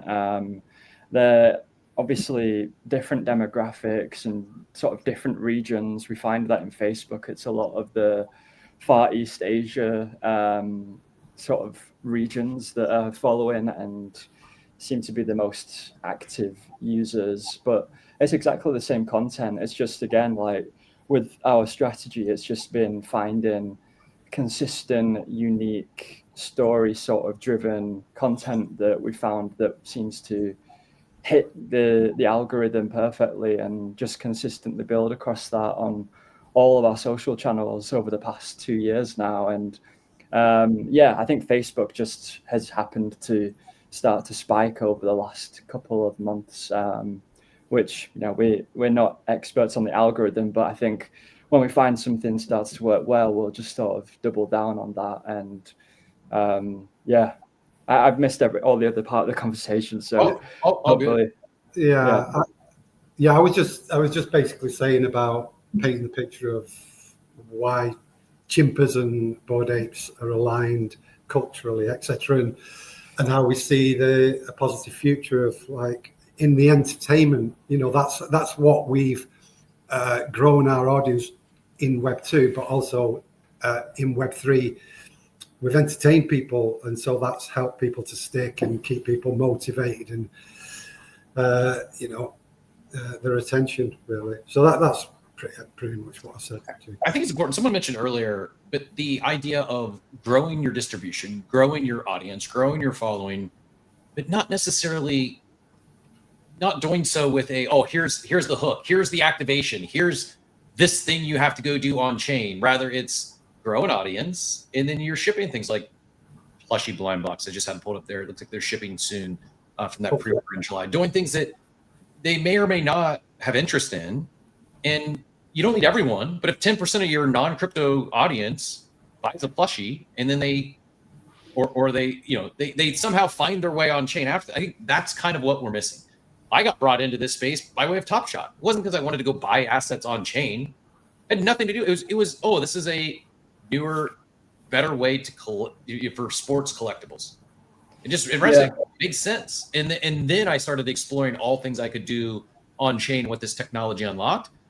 I'm not trying to put Cam on the spot here, but I've referenced it here last week that ApeCo, they had this Complex Con big partnership. I'm gonna guess they added tens of thousands of new emails, new wallets by way of Glyph on ApeChain. And I don't think there's been an activation. There's not been a call to action yet. I'm expecting at some point there's probably an email blast that goes out and says, hey, go join this concert on the other side, or go collect this digital grail, which 1 in 10 you're going to get these physical redemption points. Like, there's also, like, timing's important, momentum's important. And I'm just guessing here, but I see two organizations that are doing a great job of growing distribution, growing the audience without and it's like the brave. I think the brave part is like, hold, do our thing, let's build, and then when we're ready, whether it's overall market conditions or there's the next big thing, now we've got this audience. It's not only easy to reach because of things like Glyph. They're on chain, and it's far easier to go from 0 to fully immersed active user than it was in 2021. Like, I'll never forget the first I found Top Shot, and then I found Zed, and then I bridged some funds to mainnet ETH to Polygon, and then I bridged them back, and like a week later, my funds, I thought I'd just burn all my money. And I get on Google Meet call, which don't do this because I'm lucky they weren't some scam devs. I've been like Google meeting with some Polygon devs at like 4 a.m. my time, because the only time long story short, it was a user error. But I didn't know it was near impossible for a non-crypto person to even bridge between chains back in 2021. Now you don't even think about it. You don't care what chain you're on. It just works. So yeah, go ahead. Sorry. Yeah, no, I was going to jump in. I think, one of the important pieces here is that there's no one right path, right? Each business is going to have its own. Like the insane results that the Chimpers team and Inside and Joey have known them for a long time now, and they've heard all the accolades I share behind the scenes with them. I think what they've done is incredible. The tactics they've taken won't work for every team, and have a different intention than, for instance, like what Yuga's building, which is essentially a two-sided business where both we have consumer-facing activations and we have B2B, right? And it's part of our goal. Cap, when you're sort of talking about what's the value of bringing the complex con attendees on chain and capturing sort of their information, it's not necessarily just what can we do with it. It's how can we use that to benefit our ecosystem, right? To attract the right type of developers, to attract the right type of products. Because the reality is that every ecosystem that's going to win, however many that might be, will have to have either one killer app and you are an ecosystem unto yourself, or you're going to have a multitude of similarly related, from a psychographic perspective, like apps that people want to use, and they find them all in this one place. That's at least my perspective. And so for us, when we talk to the Chimpers team, it's like, how can we leverage the tools and infrastructure we've built? How can we leverage the consumer-facing identity we have to marry up with the consumer-facing identity they've created? Now, of course, the background here, Inside Joey and I have talked about many times, like, the beginning of their project was the Boring Ape Chronicles. I was the lawyer who got that first email being like, are we cool with this name? And I was like, I'm not sure. This, back in this is like 2022. I'm like, I don't know if we're allowed, if you can be Boring Ape and we're Bored Ape, and and yet they made the switch, and like now the rest is history, and yet we share that lineage because of the genesis. Pretty cool. And I not just that genesis, but I don't think Bored Ape Yacht Club as a brand gets near enough credit for the decentralized IP. We talked about it. We still do, but like where Chimpers was born, right? And there's been others that have, from Bored and Hungry to the Bored Ape Gazette to Coffee with Captain. Like, there's a lot of brands that have built upon this IP, and it's not talked about nearly as much as it once was. And it doesn't mean that the builders have stopped building with the IP. And in some cases, it's fully leaning into the IP, and others it's this sister brother type approach. And as a NBA builder, I think it's exciting to see the ongoing success that the Chimpers team has had. And I'm sure that there's times where they WTF is this market doing, but at least from conversations last week and today, they don't seem fazed by any short-term downturn in the market. I think go ahead. Yeah, I'd just say that because we were around from the beginning of 21, we lived through that whole Bored Ape coming, the first community base, the whole thing, it minting out with Pranksy and Jimmy on that night when they got loads, and the whole evolution and thing. But if a lot of people didn't even experience that, they came 22, 23, 24, 25. So yeah, we wouldn't be here if it wasn't for the Bored Apes. We wouldn't even have the idea to do the Bored Ape Chronicles story.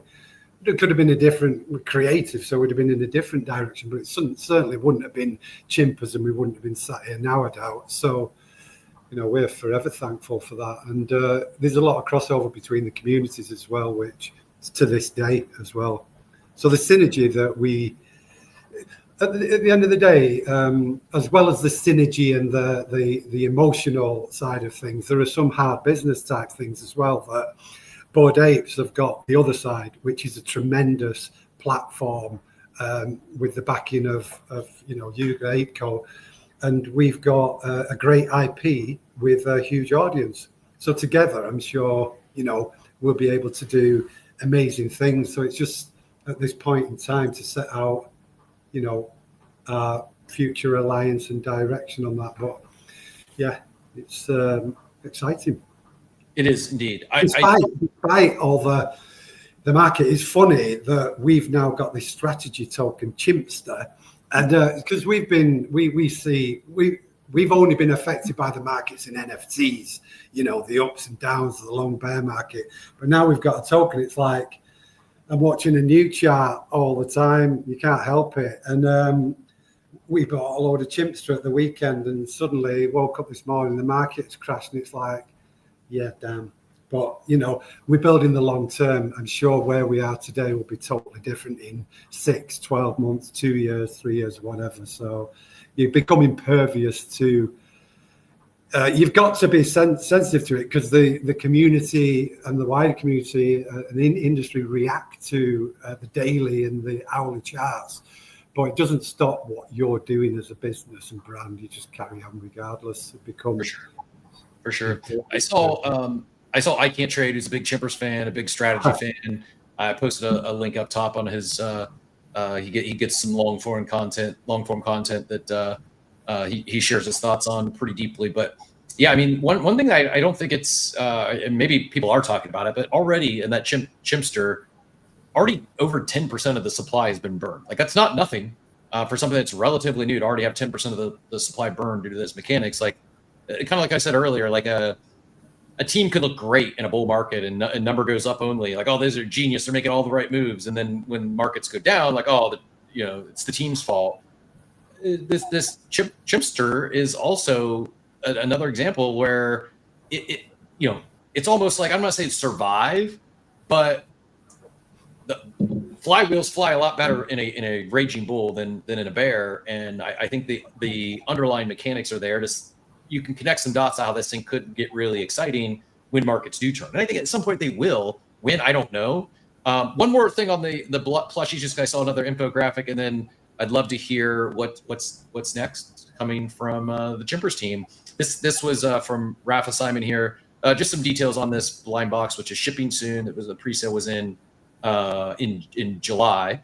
But you got the different styles, and I love the Grail. The chase item, 1 in 24 will get a secret chimpy. You get one mystery plush keychain, the certificate of authenticity, the NFC enabled plush, so you tap to unlock. I think seeing this, I hope this becomes table stakes in the future as far as the physical. I don't think that's me. Is it? Oh, it is me.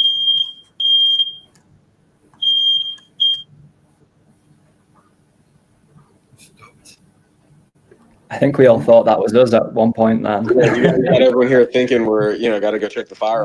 No idea what happened there. It's just me and my dog. So I am going to go double check, make sure something's not burning, and I didn't leave like something in the kitchen on. I'll be right back. But if there's anything you want to add on the plushies, and then feel free to. I'll try to pop you up so I can hear. I just need like 60 seconds to go make sure this place isn't burning. Give the TLDR, Jacob.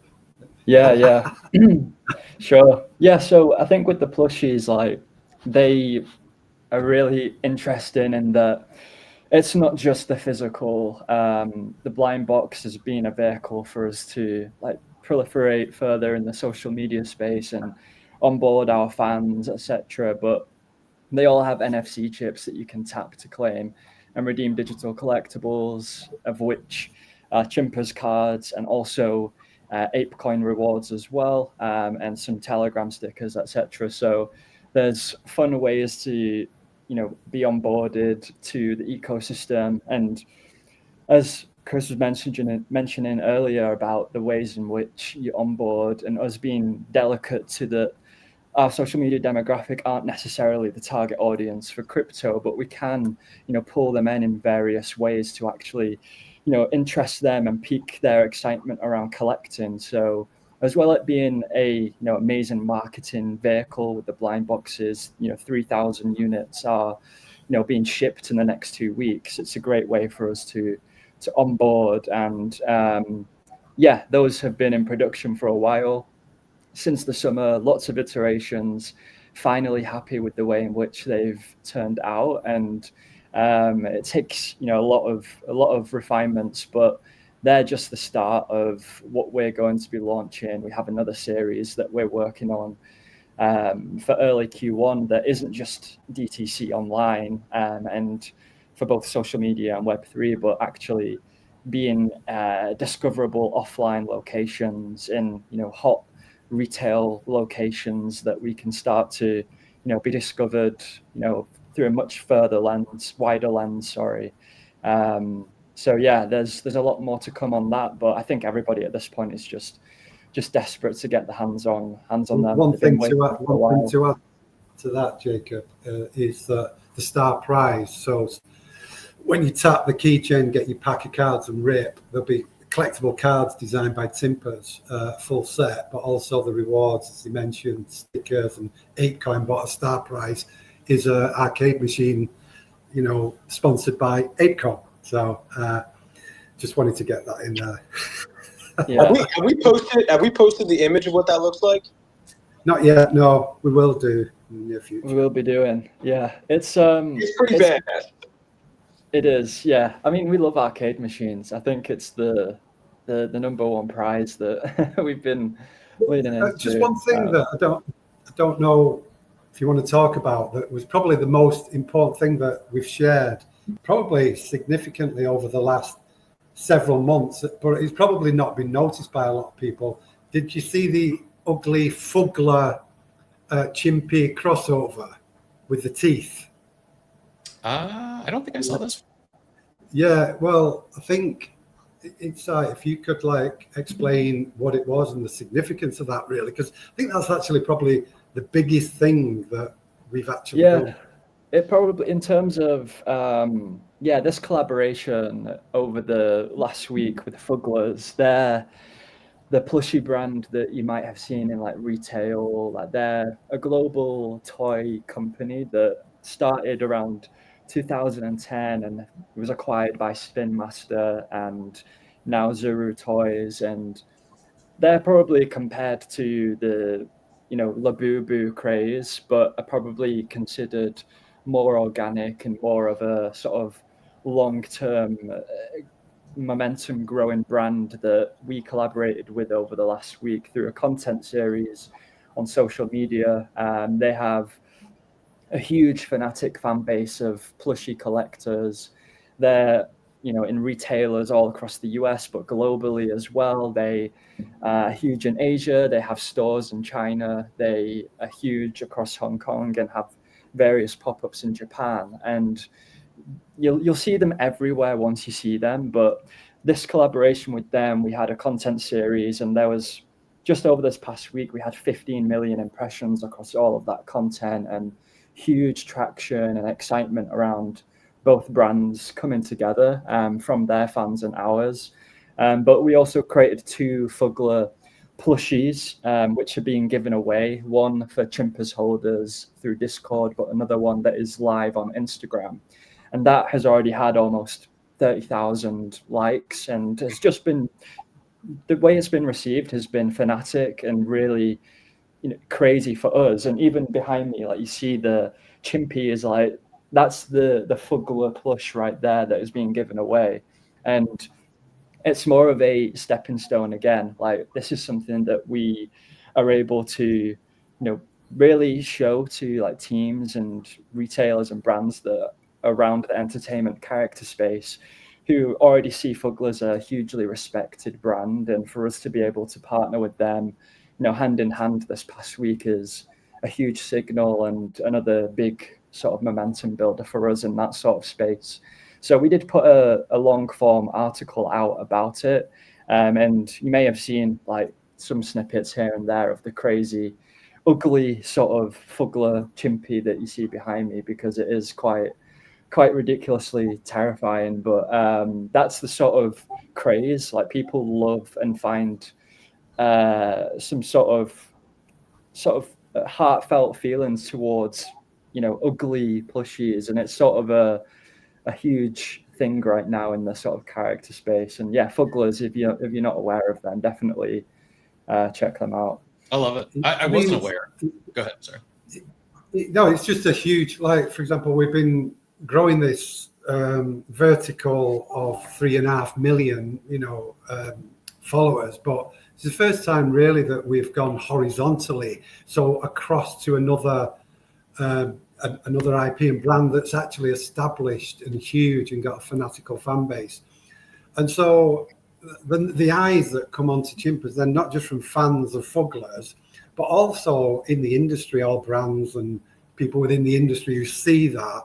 And obviously a lot of that just comes onto Chimpers. It's like, who are these, that may not have known us? And so it just like stimulates growth, but also what we're aiming to do is grow our cultural gravitas in the character IP space, just as we have done sort of in Web3, and like I say, without selling anything, just based on fun, entertainment, and knowing that all of that will come over time. But imagine being a fan and getting a one-of-one chimpy Fugler. It's pretty awesome. It's brilliant. It's not getting enough credit from the space, the crypto space at large, how you're growing these social followings. You millions of impressions, millions of views, where I'm not going to name any names, I'm not going to call anyone out, but often when you see that sort of success from a crypto campaign, it's botted or it's KOL driven. It's just fake artificial hype, and it's not real users. It's not people who really care, are going to develop any sort of emotional attachment whatsoever with your brand. This is the opposite of that. When you're doing collaborations with these other brands, non-crypto brands, you're just building a real brand that just so happens to be leveraging blockchain technology, just so happens to have some on-chain components, leveraging some crypto rails. But yet I greatly respect and appreciate that you're not just running the same old tired crypto KOL playbook and botting a lot of. I'm not saying that everyone has a large following has botted their followers, but some certainly have. And like, I think these sort of campaigns is so much more beneficial towards an actual real, not just sticky following and an audience who's going to continue to follow and engage in your account, but actual customers. You're bringing on new clientele, new customers, community members, dare I say, into the Chimpers ecosystem, because there's fans out there that are big fans of Fuglers, and they want the unique one. They want the one of one. So yeah, well done. And kind of embarrassing. I missed my feed. I missed it initially, and it's like just proof point that I think it's the team is not getting enough credit for all that you're doing in crypto, yes, but more so outside of crypto and working with these Web2 giants. So well done. I think, Cap, there's an interesting, I don't know who said it, but I've heard the phrase before. The first-time founders focus on product, second-time founders focus on distribution. Yep. And I think that we are finding in this era that more and more people recognize the power of distribution. And for Yuga, when we think about having close friends like Chimpers, it really becomes a game of, how can we stack layers on top of the platform that we're building, right? How can we leverage, amazing experiences on Otherside as a storytelling exercise for Chimpers, who then extends their storytelling to Fuglers, who then extends their storytelling to others. And if we can help enable all of that, the world where one plushie, you know, has an NFC chip that brings you to one game. Well, we start to think about how are there 50 brands doing a plushie that extend to a game or an experience in Otherside. And so, you know, we get sort of the scale opportunity. So distribution works, I think, across multiple fronts. There's distribution that is direct, like the Chimpers team is doing, and then there's distribution that's indirect, sort of what Otherside is, you know, is foreseeing. Yeah, I agree. I'm trying to think my words correctly here, because this isn't a shot at anyone else. I am not a hyperbole. I'm excited for macro crypto overall conditions to change, because more so than my bags, which, yeah, does that help? Sure. But I feel it's like the last 3-4 years has been this foundational layer being built by some of the teams, not by all. And it is not if, but when things pop the next time. And those that I think we are going to see, I think, a big separation from those who have been building with this intent, with growing their distribution, growing fans outside of this space, versus ones that are just playing the crypto KOL game and let's get mercenary, you know, attention on our this ever activation or this announcement. This is building for the long term, and I truly am rooting for Chimpers and ApeCo, not just for your specific brands. Like, these are the sort of success stories that will bring not just more people, I think more builders into crypto. I think that's maybe I'm talking through kind of like that. Earlier we were talking about what's the next catalyst. I actually do think a next catalyst, it could be driven by builders and brands, not so much a massive wave of retail users, but when people see the breakout success that is Chimpers, and they start connecting the dots, and they go back and they find out their origin story. When people see the Rec Drinks goes live and Giant Eagles, and they're the next $1 billion beverage brand, they're going to start exploring, okay, how did they come to be? How did they go so fast? Like, I think that those, I'm not saying that they're guaranteed, but I do feel that there's a handful of teams that have really built for the long term, with the long term in mind. And that's those mainstream success stories, I think, what could be the next catalyst for bringing not just the users and the participants, but more builders to come in. And, you know, everyone used to say, oh, Bored Ape Yacht Club is the roadmap. Everyone's copy pasting their roadmap. This is, products matter, but distribution is important. You have the best product in the world. No one sees it. You're not going to last very long. It takes time, though. I mean, like, you're right, Captain. And if you go back, Bored Apes mid-21, Chimpers mid-22, and for the first couple of years, we didn't have a clue what we were doing. To be honest, just doing that, finding out, finding what your North Star was. So if you actually look at the last several months of progress that brands have been making, like Yuga, like Chimpers, like Rex, like Pengu, and actually you could transport back to 21 and ask them all, well, what's your vision of what you want to see? We're right there now on the cusp of it, and I think it's maturing. The space has definitely matured, and we've made massive progress this year. If we make the same amount of progress next year, we'll be looking back on the year, and we can't fail to be further forward and in our goal of bringing the masses on chain through, like I say, fun experiences, collectibles, games, community, entertainment, all of these things. Just keep working forward, and mini crises like today or for a few months, the scheme of years, they don't really matter. Respect. I agree. They don't really matter, but they do to a lot of people. They do to teams who aren't thinking long term in mind. If someone is building with weeks in mind, then they matter a heck of a lot more. Because then they don't know what's next. They're grasping for straws and they're hoping for a miracle that the market turns around. Where, not speaking for all of you, but a 10% down day doesn't feel good. But it's not like I doubt you're changing your business plan for the next quarter. Like, I doubt you're changing what you're going to do this week because the market's down today. And I'd love to say everyone in the space operates that way. I just don't think it's the case. I think that goes to your earlier point, Cap, about are we early? And like, the answer is obviously we're early. I don't know whether we're early from BTC's, long-term value number. I don't know if we're early in terms of, amount of VC dollars, but like we are absolutely early from an adoption perspective. We're absolutely early from a perspective of like what will be the tech capability that you can build using blockchain infrastructure going forward. I mean, obviously there's a lot of corollaries to like the early internet era. It's like they went through multiple booms and busts, throughout the 90s into the early 2000s. Again, a consolidation in the late aughts. Like crypto is going to have a 30, 40, 50 year growth pan too. Obviously we all won't necessarily be part of that whole process, but like, we can't sort of be scared of the fact that we, need to look more long term. And frankly, if I'm sitting out there, I'm a listener, and it's like, if I want to chase short term gains, that's great. Go for it.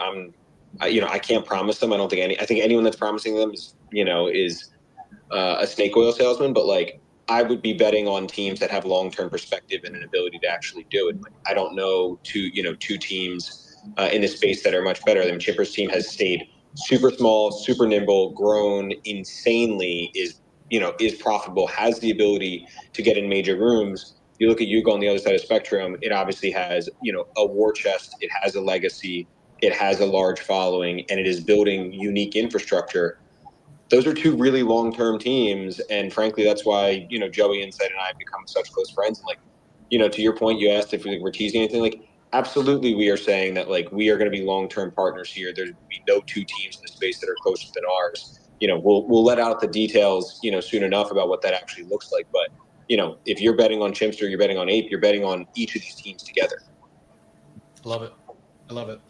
You got me going back to like the .com, and I was trying to connect some timelines on after the .com bubble burst. When did it reach, not even full consensus, when did it reach like, okay, this went from the internet as a fad to the internet's here to stay?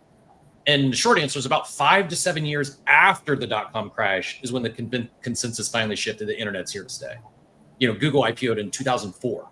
And if you think about like pets.com is like quintessentially seen as like the bubble of like the early aughts, and yet direct to consumer sales with fast delivery times is essentially the undercurrent of our entire economy at this point. Like they were just 20 years before Amazon. So like, does that make their team a failure? I mean, in the sense of the stock failed, a lot of people lost, like absolutely.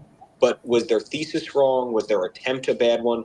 I don't think we'd be where we are today if you don't see companies like pets.com, and obviously I might be skipping that there could have been, major missteps, but like they saw what the future was and they went after it. They just were a little too early. There's plenty of teams in our space that have just been too early. We are hoping, of course, not to be one of them. Yep. I mean, you're right. Chewy, which is a $14-15 billion company, founded in 2011, over a decade after the bubble burst. Anyways, good conversation this morning. What is there anything we wanted to share? Anything we wanted to announce we haven't yet got to? Kept you guys longer than intended, but really enjoyed the conversation. All things high level and in the Chimpers weeds a little bit. Yeah, I think Cam sort of alluded to it. I think today we will be sharing just more details around us and ApeCo and the whole ecosystem sort of tying together more closely as strategic partners and leaning on each other's strengths and just aligning more deeply and, putting it out there. Although this whole conversation, like everybody knows how strongly aligned we are already, but I think putting it out there and at this point in time, like in the market where everybody is, sort of struggling and, coming together and shaking hands is something that I think more of us should be doing. And I think that's part of it, what we want to share today. And just in general for the future, closely collaborating. It's awesome. It's exciting. And I said earlier, like this is, forget the next wave of non-crypto participants onboarding and participating. I think exactly what you just said is, it's one of the things I'm really, really rooting for is less PvP. We don't need any PvP for that matter, in my opinion. More collaboration. Otherside is the home for the crypto native brands, especially the NFT native brands. They've got product market fit. They've proven the concept. It's there, and you're seeing every day you log in there. You're seeing dozens, if not hundreds of different avatars. We don't need more open worlds being created. Just like we probably don't need a lot more blockchains being built. We don't need more infra. We've got plenty of infra. We now need the dApps, and we have a home for these 3D avatars to go hang out, to enjoy, to participate. And I think Chimpers could be like the success story that brings in other builders into crypto. I also think that it's this sort of collaborations could get other NFT native brands like, why aren't we building the other side? Why haven't we shaken hands yet and worked together with this team as opposed to attempting to do everything? Go ahead, Joey. Yeah, just one thing on that, actually, you remind me. One of the cool things, we've got like loads of different rewards in the Otherside card drop that's ongoing until tomorrow. So you can go to OpenSea and mint some packs and rip them and get cool collectible cards and also potentially win rewards. But some of the cool ones in there is that everybody who mints a pack will get a mutant Chimpy. So we've got Chimpy 3D avatar that's like a mutant. So everybody who mints a pack will get that. And it'll be an NFT as well. We're creating a collection. Also, the top one on the leaderboard gets a 1-of-1 Chimpy that will be based on their Forever PFP. The top 50 on the leaderboard will get a Chimpy with a crown on, and I think in the loot boxes there's also another Chimpy that's got a cap on that's a bit like Curtis's, so it's a nod to Bored Apes. But yeah, so we're linking the Otherside card drop. Yeah, directly you can get 3D avatars that then you can use and have utility in Otherside. So that's pretty cool. Cap, I'm gonna have to jump in a second, but as I always do on the channel, I just want to thank you for having us on, and most importantly for you helping be an extension of the distribution. I mean, I look in the listeners and you see a lot of the great builders that are coming Otherside. You see the Balloons team, you see you see Jonah, who's shown a lot of love for Otherside and is partnering up to help on the data side. So I think the ecosystem is coming together more than it ever was. There's obviously some big opportunities for companies like we're doing to really step out into the limelight and say, like, we're putting our arms around to get together. We want to build. So but no, really appreciate you having us on again, and for always being a member of the club. Likewise, my pleasure. Appreciate your time this morning. Appreciate y'all all how you're building and the collaboration. It's not going unnoticed, and I hope others take notice as well and reach out. This is how we build, and I do think there's silver lining in a lot of things, and down markets, it does show who your real builders are. You got less farmers, less extractors, less grifters, less mercenaries, and more like who really wants to build here with the long-term vision in mind. And it's easier to see in times like this. So appreciate you. Joey, anything to add? And then we'll let Insight's final words, and we'll get everyone out of here. No, I'm fine. Insight. Yeah, just thank you. Appreciate you. Yeah. No, thank you. Appreciate y'all. If you haven't yet given the Chimpers account a follow, hit some of those links, some of those articles we have pinned up top. Go give that a follow. Go give the ApeChain Hub a follow. It's in the audience there. And pay attention. This is, I think, the next few months, the teams who, not just what, but how they operate, how they move, I think is a good indication of who you might want to hitch your wagons to I'm not giving up. I'm not saying I'm not saying we're in a 4-year bear. I still am optimistic that 2026 could be some fun moments in crypto. So let's hope it's a short-term dip or crash, as some might call it today. But I do think as we look ahead to the next month, the next few months into 2026, the teams who aren't necessarily shaken out by short-term volatility and continue to operate, continue to ship, continue to do their things are ones that are certainly worth paying attention to as things start heating up again. But really appreciate you both being here. Looking forward to more to come. And I would say, we definitely will do this again. Probably won't be as quick a turnaround as we had you on last time, but it's been a pleasure to have you guys join us here twice in the last over the course of last week, and really respect everything that you're building, how you're building it, and looking forward to see more Chimpers and in the other side. Thanks very much, Captain. Cheers. Thank you, guys. Speak soon. Cheers. Yeah. Bye. Likewise. Have a great day, everyone. Appreciate y'all being here. As always, we'll be back tomorrow. The carousel is no longer functioning properly on X, so look for those links. I'll probably pin today's and post the links for the rest of the week. Threads aren't really doing it on X either. But we'll get the links out there one way or another. And if you can't find the reminder link, know that I'll be live come hell or high water, 8 a.m. Eastern, Monday through Friday. Thanks you all again for joining us today. Stay safe out there. It's just numbers on a screen. Don't get too down. Don't do anything crazy. If you need to talk, I don't have the answers for you, but my line will. Anyone that's here, I would give you my time if you're in a bad spot, need to talk through something. But as my buddy Steve would say, I hope you all have a wonderful, wonderful day, everyone. Thanks for tuning into Coffee with Captain, powered by ApeCoin. We hope you enjoyed the show, and remember, nothing we discussed today is financial advice. Until next time, keep exploring, stay curious, and we'll see you soon. Have a great day. Welcome to the future.